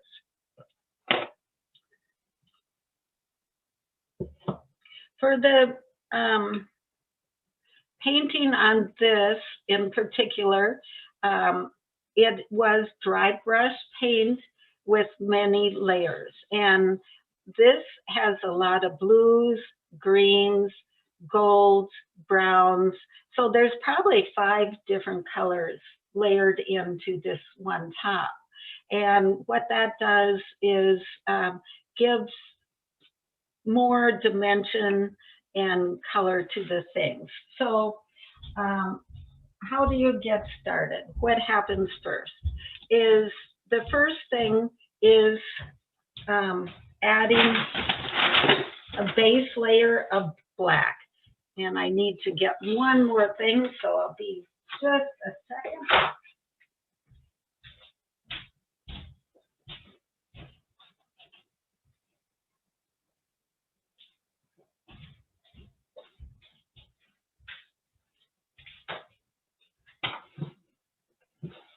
I find I keep a lot of things and find a use for them, and it's little vitamin caps work well for holding paints and colors. Also, yogurt lids work well. Small little tubs for water, yogurt tins for that, the top of the little, when you have your laundry soap, those plastic measuring cups, all those things have a use. So the first layer is black, and that black intensifies the color and peeks through and adds a lot of depth. So to do that, I'm using India ink. Just put a couple drops into my container. And just a little bit of water, not too much. Also, I have taken classes from Art Leisman and Laurent. Oh, I know his last name, but I can't pronounce it very well. Someone help me out with it's not Nicolette. Sorry about that. My French pronunciation is very poor. So, Niclot. Laurent Niclot. Okay. Yes. He probably answers when I mispronounce it, but I don't. I'm sure he's used to it.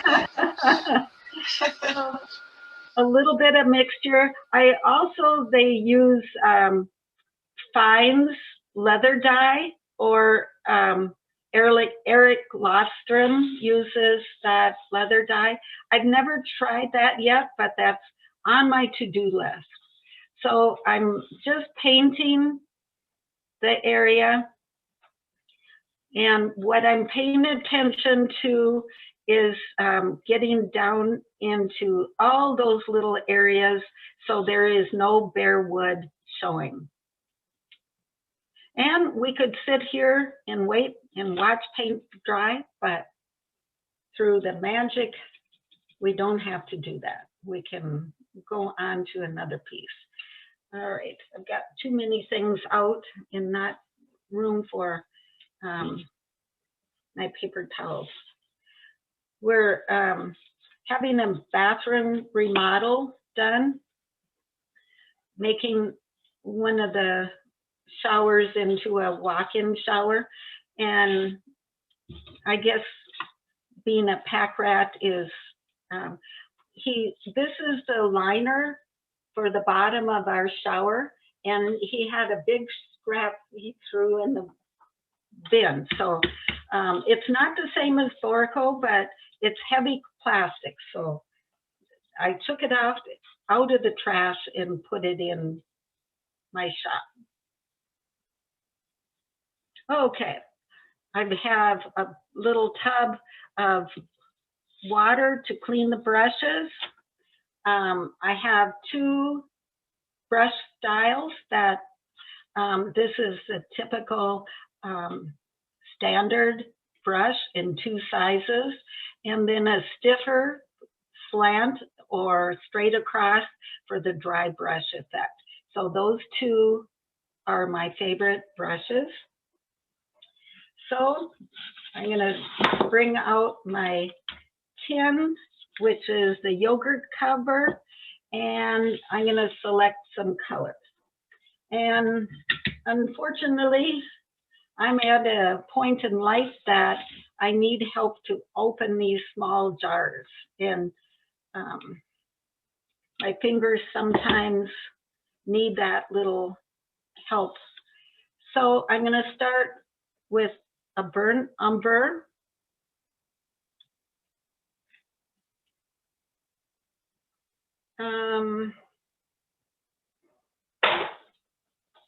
Let's see. I've got a couple things to paint, and one of them is this half of the top, and this is acorn-like. So gold,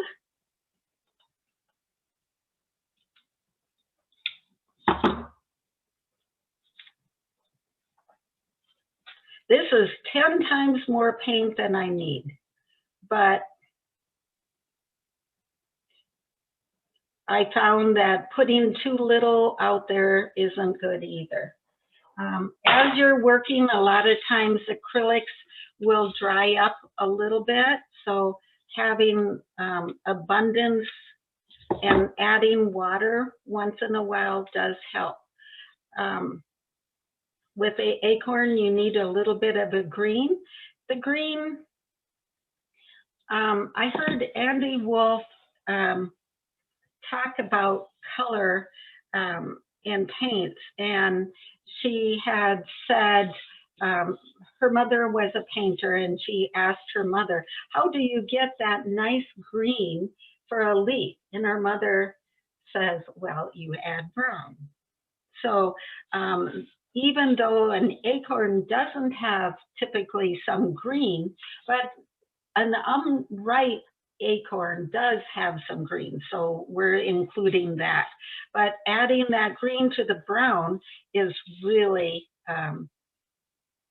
adds a depth to the colors. And let's see, what else do we always need some white.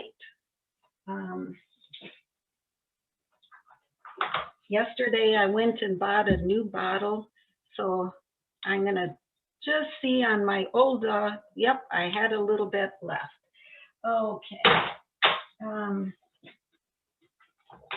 I'm gonna also use some interference paint. This is in the violet range. Always need a little sparkly. We don't need much of that. There is, and I'm not going to cover a lot, but this is the same green gold. And Golden has it in the tube and also in the little bottles. In the bottles, it is a thinner consistency. You can see the white. And here I'll put it right next to the other green. I like the more fluid for the dry brushing, but adding a little bit of water to the other does help as well. Okay, so we have quite a few colors. So I'm thinking I might need just a tad of an orange to this mix for an acorn. And then we'll get started on painting.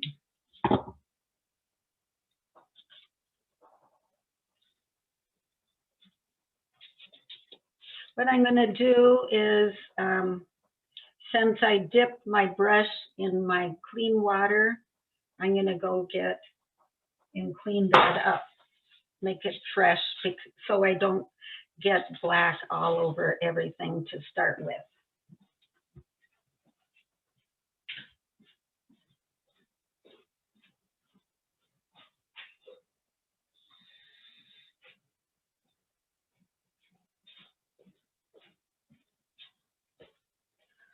Roseanne's been to my shop and knows that, you know, the shop is right next to the laundry room. So I'm very fortunate to have running water in my shop. I do have another video that is my shop tour. If anyone wants to see that, we can show that. It only takes like a minute. It's very small shop, but about a, I would like that. okay, it's probably a 12 by 12 room. So I'm going to start with my darker color, which is the burnt umber. And I'm going to dip my brush just to get it a little bit of moisture. The first layer of paint is going to have thicker than any of the previous or the following, but I do charge the brush, but then brush off most of the paint.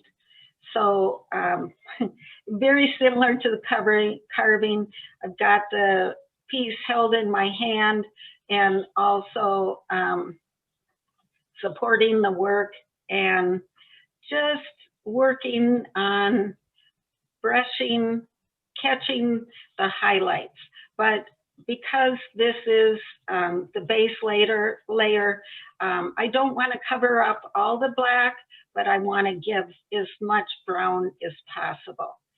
So with the dry brushing, you don't need to wait for it to dry in between. Okay, so we've got an area out here that is ready for mixing the next color. I use paint sticks to mix color, but a lot of times it's just as easy to use your brush. So I grabbed a tiny bit of green, mix into the brown, and when it's mixed in, it's really not too perceptible that the color has changed. I'm kind of trying to take out all those blobs of paint. And like I said, you know, this is 10 times more paint than you need, and most of the paint stays on the cover or in my paper towel and not on the piece. But Art Leesman and others say to be successful, you need at least 15 layers of paint. So we'll see how patient we get. And I'm going to grab a tiny more green.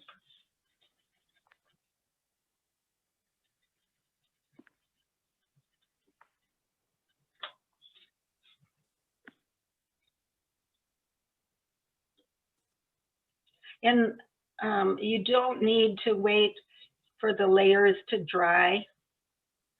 Just keep on painting. And I'm just brushing lightly over the edge, using the edge of the brush.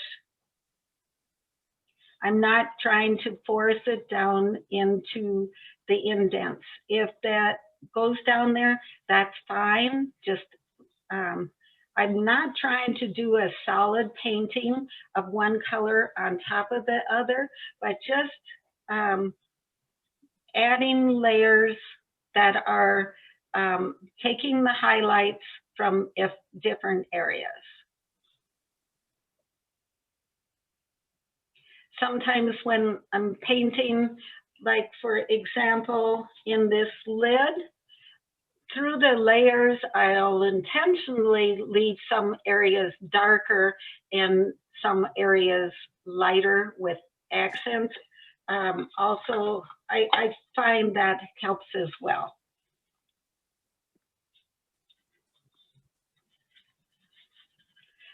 On the little lid here, it's starting to look more green-like.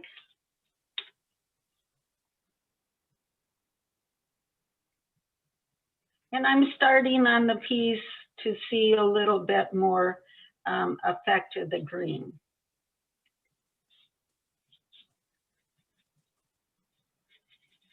I'm not counting, but I think this is like maybe five layers, because acorns don't typically have a lot of green. It's just a color I added to hopefully just emphasize the depth a little bit more. I'm going to pull in a little bit more brown because it's dried up a little bit. Eventually, with the merging of the colors, we get to the point that we're using the pure solid next color. And we're getting close to that. I think the next layer, I will go with just the straight green.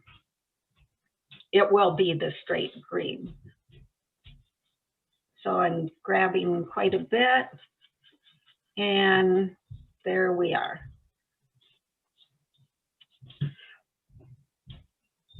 I'm putting this on my hand so you can see exactly how little paint is really on the brush.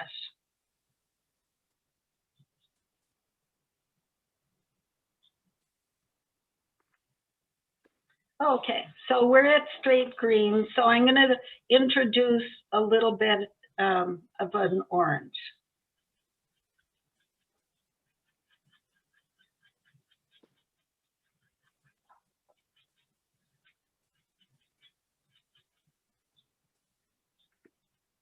I like the effect of orange with brown in it. Orange is not my favorite color, but I really like orange with a brown. Oops, you can see what happens when you have too much paint on your brush. It globs up.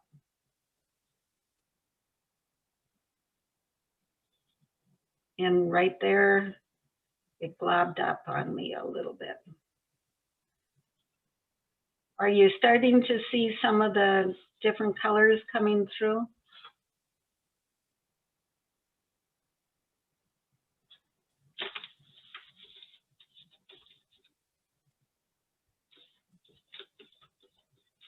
I'm going to brighten up that orange.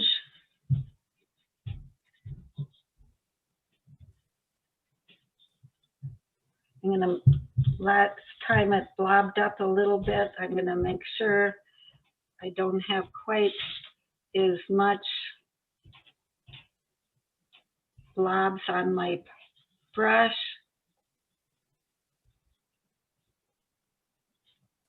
I think one more and we'll be at pretty straight orange here.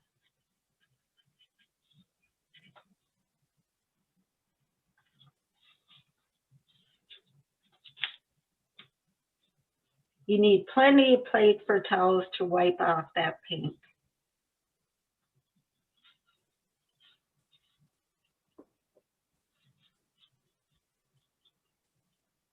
Okay, I think I'm like at 9, maybe 10 layers now, possibly. I'm going to introduce a little bit of the gold, and I like doing the layers right in the same puddle. But when you change color, I could have gone the orange or the gold right into the orange or the gold into the green.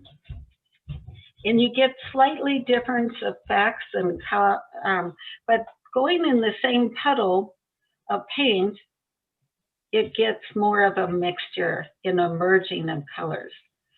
And I've got quite a bit of paint on my brush this go around. You're starting to see some colors emerging. That gold really lightens it up. I'm going to bring in a little bit more green.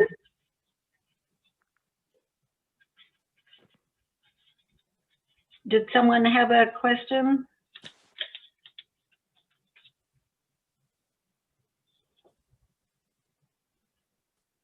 They were asking if it's going to be recorded and available for future viewing. Oh, okay. one thing with this that when I've watched the demos, they say, oh, never go back to the darker color. And that may be true, but you know, I have done it, and it does sometimes fix up, or if you have an area that is got a glob, you can try to repair a little bit by going back. I'm feeling my paintbrush is getting a little dry, so I wetted it. That also does a little bit of a cleaning, removes the blobs from the paint. Linda, that's why we're friends, because you don't mind being a rule breaker every now and then. You know, sometimes if someone says don't do it, you have to say, well, why?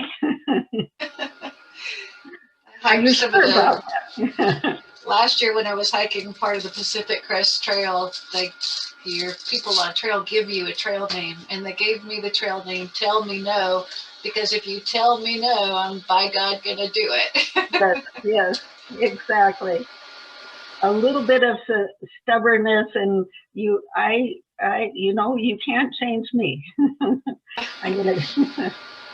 All right, so I've got white mixed in. Ooh, and I got way too much white on my brush.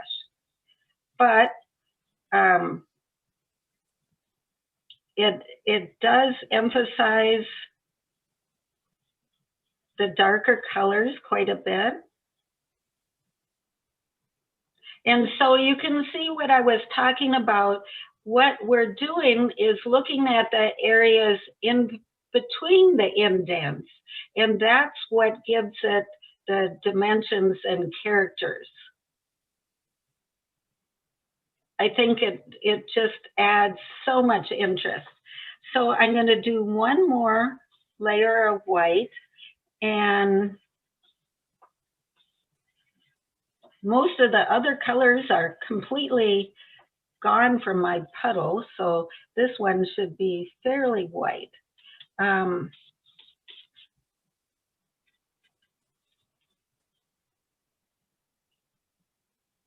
Then the last one, I'm going to use the interference. Could you see that? Even in this short time, that puddle of paint has hardened. Rosanna and I bought some courses from the Great Courses online, and one of them that we bought was painting. And the instructor that said that when he's working with acrylics, he keeps a spray bottle so he can mist the paint to remove some of it. You can see on this one too, it's getting a crust. So there's an interference paint with a little bit of violet at the end. And I got a lot more than a little bit. I'm gonna, this brown has crusted over as well. Adding some water to it. Wiping off most of the paint. A lot of this is to remove the globs of paint, and so that you're working in very small bits. So this is probably, I didn't count, but probably a dozen layers of color. And typically the slower you go, or the more layers, the more interest. So on this lid, I started with the black in burnt umber and mixed the black and the burnt umber together and use that as the first layer. Then the other colors were a little bit of a blue and a lot of white. So a lot of layers of gray in between that add to the depth. On this side, I use the burnt umber and the green gold, and then another color of green and orange and more brown. So always the similar, putting your puddles of paint out and mixing as you go. Linda, Yes. Linda, on the one where you had the grayer look side, you know, the flower, did you paint the whole lid first in with the base? Do you know what I'm saying? Then the Yeah, flower yeah. last? Yeah. So what I did is with the flower part itself, I did indent quite a bit with burning on the sides, and I painted that a gray. I thought the black would be too intense underneath the white, so I painted it with gray, and then slowly whitened that gray. This flower has no texture, so it's different than these other two areas, so this has no texture. Then what I tried to do is I thought, well, it just looks so darn dull. I'm gonna buff it out. So with the micro carver, there's some buffing wheels that you can get with a Duramo. So I happily went along and buff it. And buffing works very well with melt paint, not so much with acrylic. So what I got is bare wood areas. Then I said, well, So I started painting again, and I did like where those bare wood added to me more dimensions. I was pleased with it.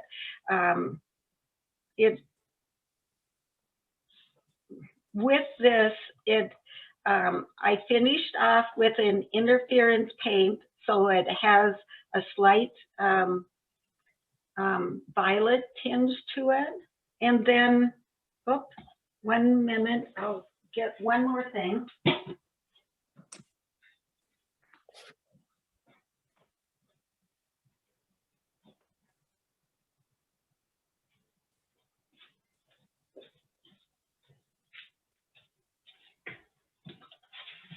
I applied a small layer of this Liquitex professional medium, and Rosanna and I used that is a medium for paint pours, and Liquitex, it just makes it shiny, just takes a couple drops, and I use that as well on the seeds on this side.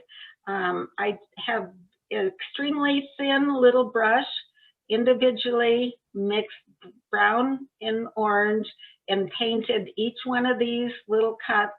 And then to finish off, I took on the flower and these seed pads and finished off with this Liquitex medium.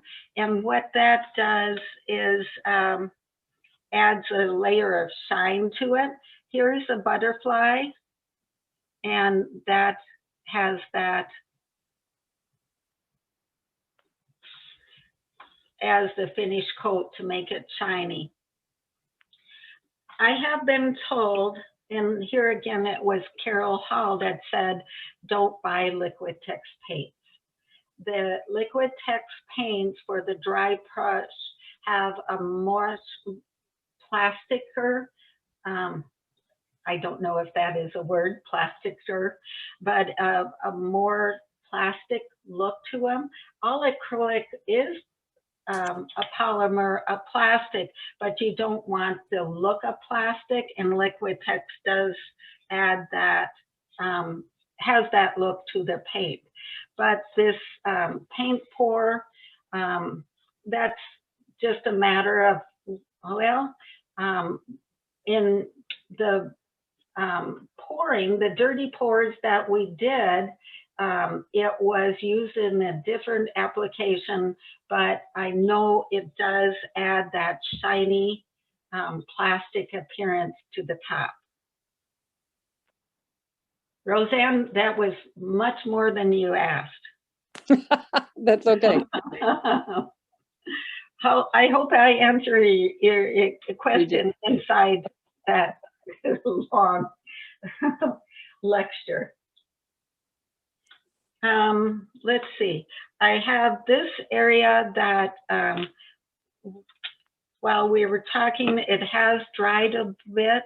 And this is the acorn. So what colors do we need here? I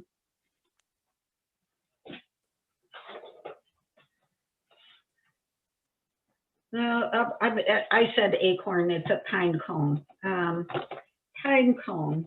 I know these aren't the real colors, but let's go with a purple. So I'm going to put a little bit of blue.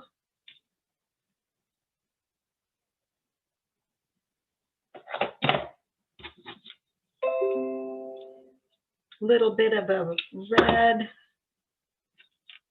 And we've already got gold on the board, so that should give us, it won't be, there's different ways to do things. You can paint things realistic colors or unexpected colors.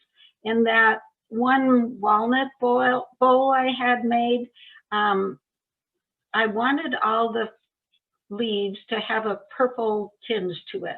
And you don't find that in nature, but why can't you find it on your bowl? So this pine cone is going to have some purple. So I'm going to grab a little bit of brown and start the blob over here. Okay.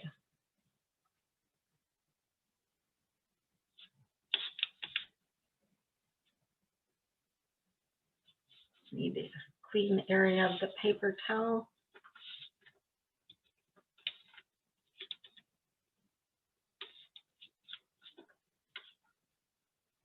Before we go today, I want to talk about the WIT virtual exchange. We had our WIT virtual exchange 2020, and that wrapped up in January was the presentation. It had a WIT Presents. I hope you all watched that presentation. If you didn't, it's online on the AAW website for viewing later. And did anyone participate? Is anyone familiar? Okay. I did. All right. And I know Roseanne did too. So I'll start and the two of you follow up on adding to the discussion. So it is. I actually had my thing. Yes. Oh, good. The virtual exchange pairs up 3 or 4 women who are teamed up and draw 2 words and then challenged to make a piece to interpret those words. And with the team Roseanne and I were on, our words were fluid containment. So we made a piece that interpreted those words. Cheryl, I don't remember your words. Nor do I. Okay. So that's good. So we are doing a virtual exchange 2021, and on March 8th, International Women's Day, registration will open. and I encourage you all to participate.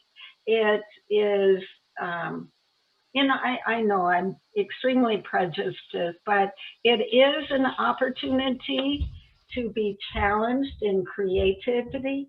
The objective is not to learn to turn.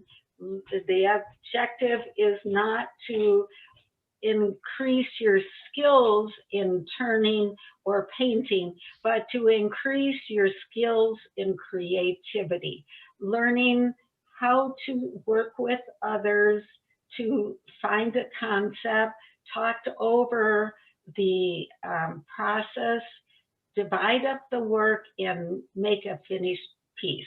So Cheryl and Roseanne, tell from your perspective as a participant, what was your experiences? You're making me talk again? Yes. Roseanne, talk. Yeah. Okay, I better go. I had to step away for a minute. Where am I? Let's see. Here I am. It was really good. It was, it did challenge me because normally I like to ponder, and sometimes I ponder too long, and then it takes me quite a bit of time to get it moving. I mean, I feel good once I do that, but this was time commitment and working with others, and it was a really creative process. I ended up really enjoying the words and how people interpreted words into an art object.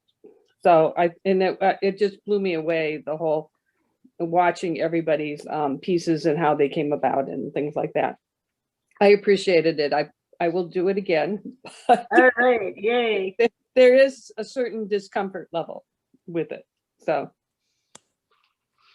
yeah, but you got over the discomfort and oh yeah. Yes. Yeah. But I mean, even thinking about the next one, it's like, oh my gosh, the brainstorming of how to come about the pieces, or what was really inspiring was seeing how thoughtful a lot of the pieces were, as far as like, oh, I hadn't thought about that, or it kind of does open up your mind a little bit more, so that you're willing to try, to go for it. Mm-hmm. Cheryl, what were your impressions or experience? Loved it. I had never worked on a collaboration before, and now I've made that one of our president challenges for this year with our local club, because it's such a great exercise in stepping outside not just your comfort zone, but your range of creativity.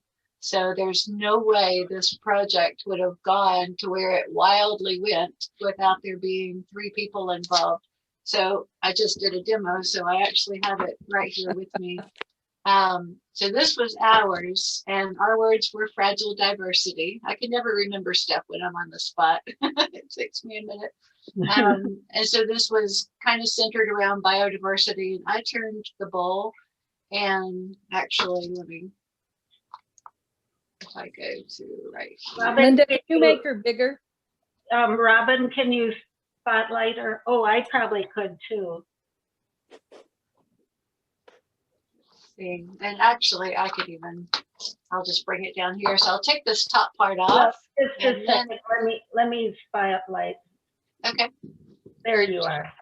Okay. So I turned this bowl, and then I used the encaustic wax process on it and fused in leaves and twigs and acorns and flowers and even little strips of paper, anything that I thought a bird would use to make a nest, and created this bowl. And then we added epoxy resin to the inside and a little sushugiban on the base.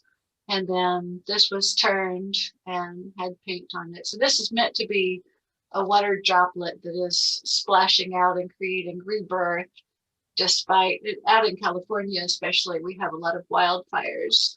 And so we were just coming out of that season when this project began. And so that worked its way into what we created together. But I think that was the best part for me, was just the opportunity to work with other women.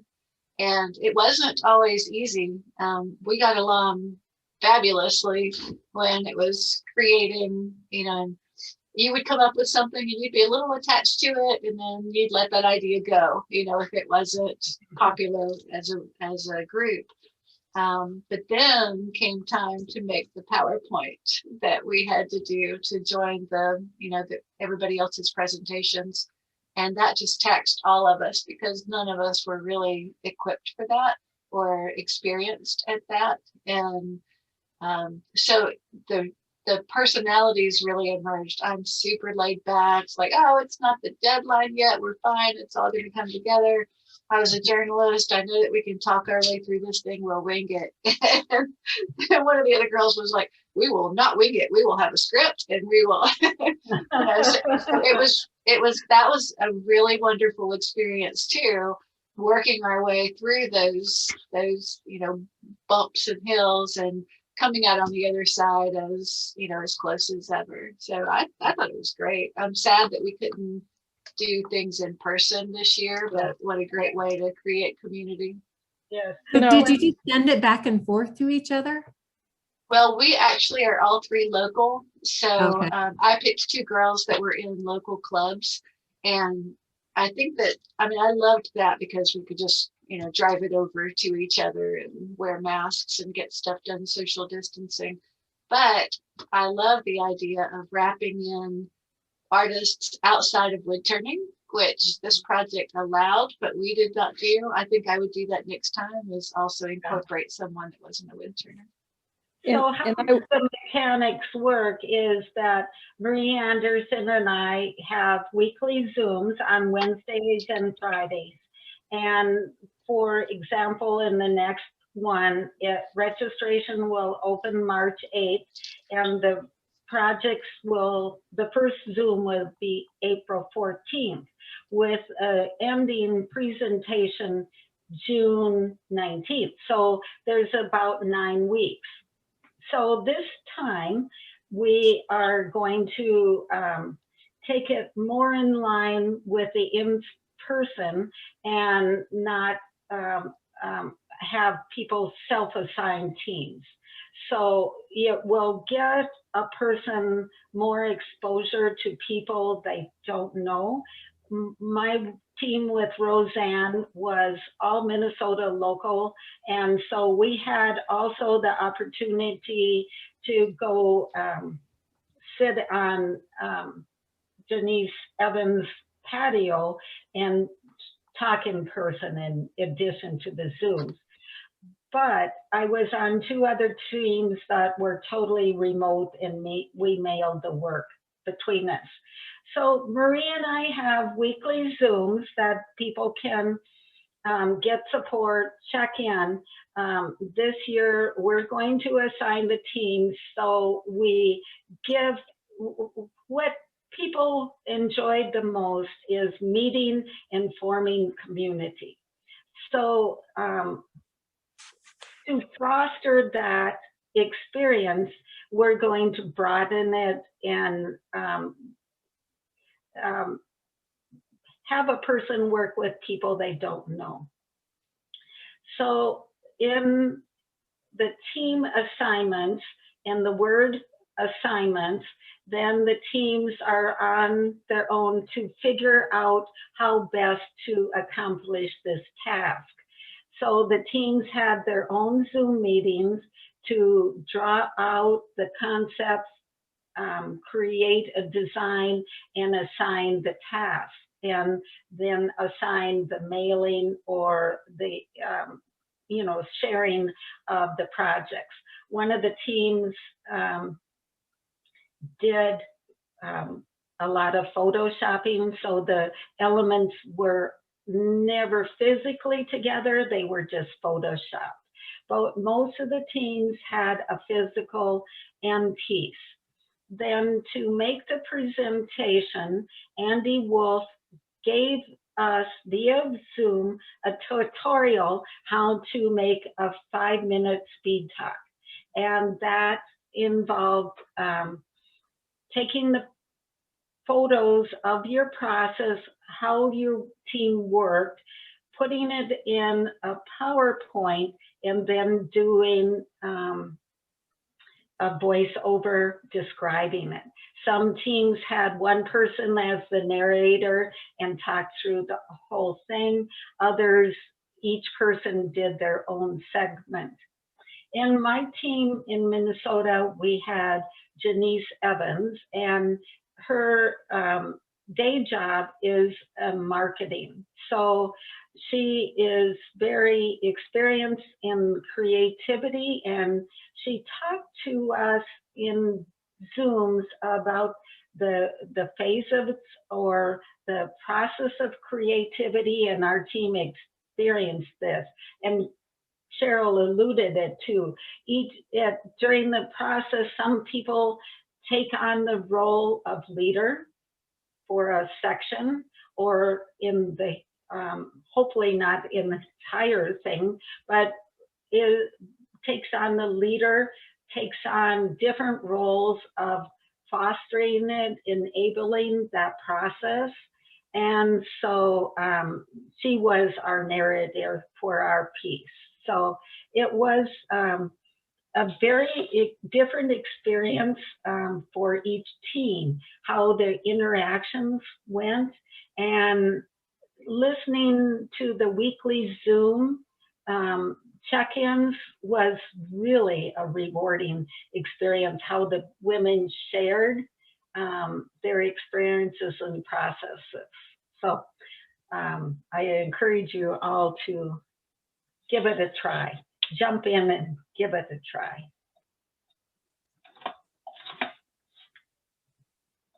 So we were talking, I did some paint. I'm gonna take this orange, mix in a little bit of brown because I like that color combination, and paint my little top seed.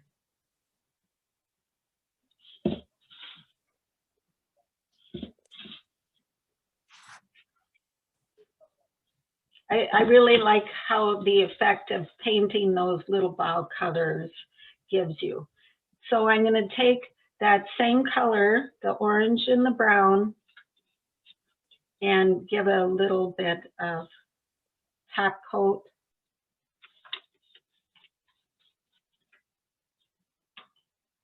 Paint effect.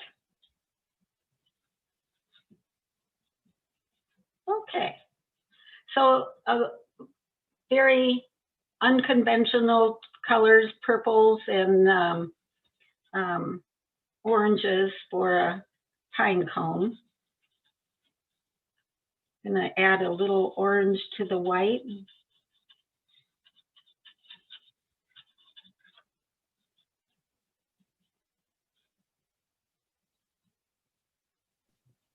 Linda, what kind of finish do you put on these? I don't put any finish. I asked the woman that had the unconventional paint class, I said, I know acrylic is plastic. What are your thoughts on finishing? And she said, the painting curators and experts go back and forth. It is a plastic. And the shellacs and varnishes really aren't recommended, but I typically don't put any finish. A lot of times work, for example, this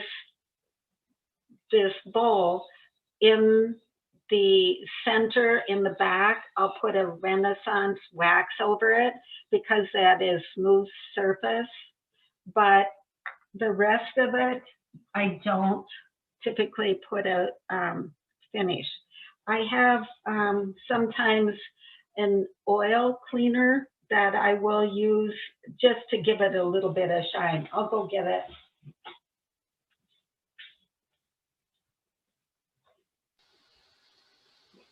I'm going to have to pop off. My husband's out walking around in his golf shoes, and he sent me a note that he's going to leave without me. It's Yes, thank you for coming. I think it's probably about 1 o'clock, so we're almost at the end point. This has been amazing. I can't believe how much information you provided. So thank you and see you soon. Thank you. This product Sally Alt had recommended, and it's available at Home Depot, Menards, and it is just, well, I say just, it's orange oil and wax. And I really like the effect of that. It just adds a little bit of a waxy sheen at the end. Linda, I couldn't read what it said. Feed and wax. Is that the name of it? It's yeah, I think some of the name has rubbed off, and it's feed and wax. Okay. And it's not too expensive, and I think I got this one at Home Depot. Okay. And a lot of my stuff has paint blobs all over it, or yeah, it just ends up being that way. I don't necessarily try to clean up everything. The one thing I do clean up is my paint brushes, and that not the wood itself, but the bristles. I'll definitely clean those in water, and every few times I'll put a little bit of this soap in that to keep them clean. And that is just because the paint is a plastic, and it gets down in between the bristles. I know typically with milk brush or milk paint, I'm using the disposable plastic brushes, and just after a couple times throw them away. Meryl, are you using that kind of brush as well? You mean the sponge brushes? Yeah, yeah. Yeah.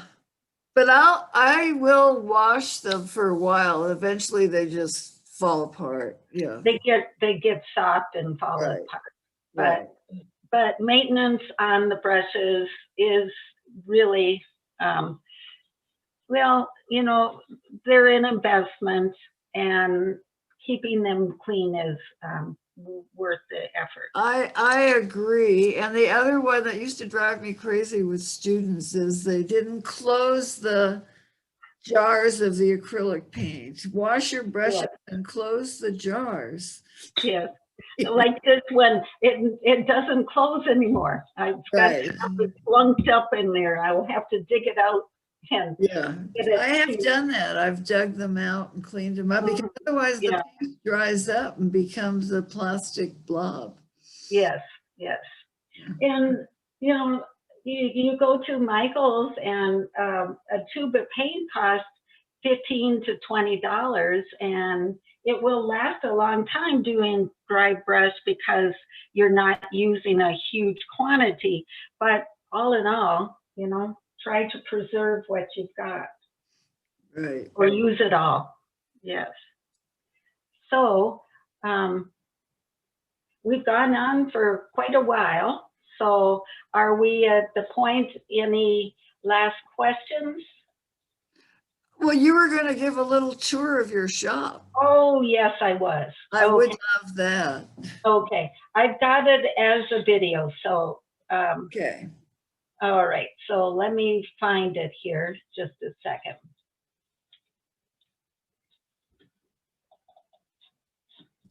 Linda, this has been a great demo too. I've learned a lot. Thank you. Well, I don't know why I can't find that video. I have it on my desktop waiting. So there we go.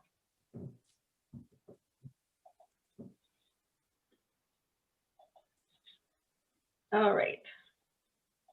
Oops. Oh, too many clicks. I got to find you guys again. Okay, there's my cat.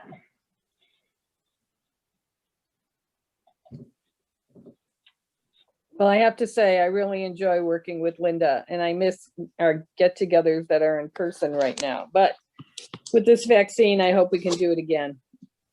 Yes. Okay.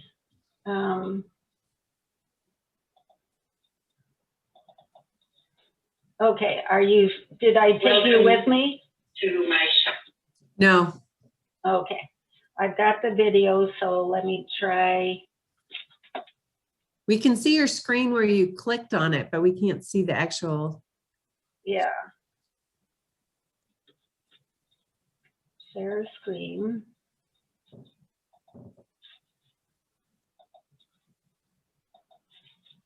Okay, there we go. It only takes a minute. Welcome to my shop tour. This is a very conveniently located shop in the basement of my home. Our first stop is my workbench, and that is where I work on carving, wood burning, and painting. Under the stairs is the duct collection system and a little bit of a glimpse at some of my wood. Swinging around, we have the sharpening, grinding station, my capable shop assistants and video crew, and on the far workbench are some tools I inherited from my father: drill press, belt sander, chop saw, and a couple of his signs. Also on this workbench is my small portable Bonnie Klein lathe. It's most excellent for taking to shows and small projects. The star of my shop is this robust Sweet 16, made just for Linda. It's my dream machine, and it performs beautifully. Well, you've seen it all. Thank you.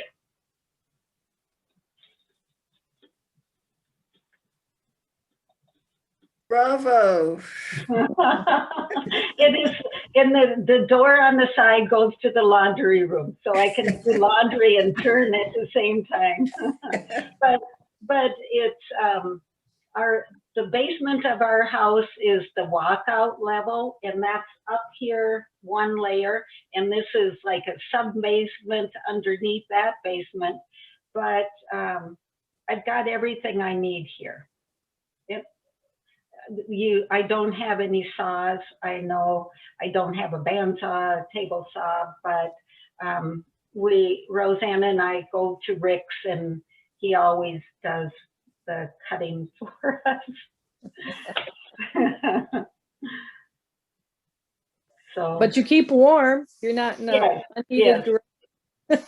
Yes, and it is air conditioned in the summer, and it's 10 steps from my, kitchen and living room. So it can't get nicer than that. So you're going to ask, how did I get this 500-pound lathe down 2 flights of stairs? Well, that was an adventure. I ordered the machine last year, and typically people don't take them downstairs, but it is a short bed, and it will do like a 32-inch platter or bowl, but mostly you can see I'm doing things that are 2 inches or 3 inches. So I bought this machine for the power and the stability of the machine, and that's extremely important when you're doing small things. When you're doing small things, small details, small cuts are extremely important. And I do some melt painting on the lathe, and the previous lathe I had was a Jet 1224, something like that, and it didn't go slow enough. So there's a paint splatter up the wall, down the floor, and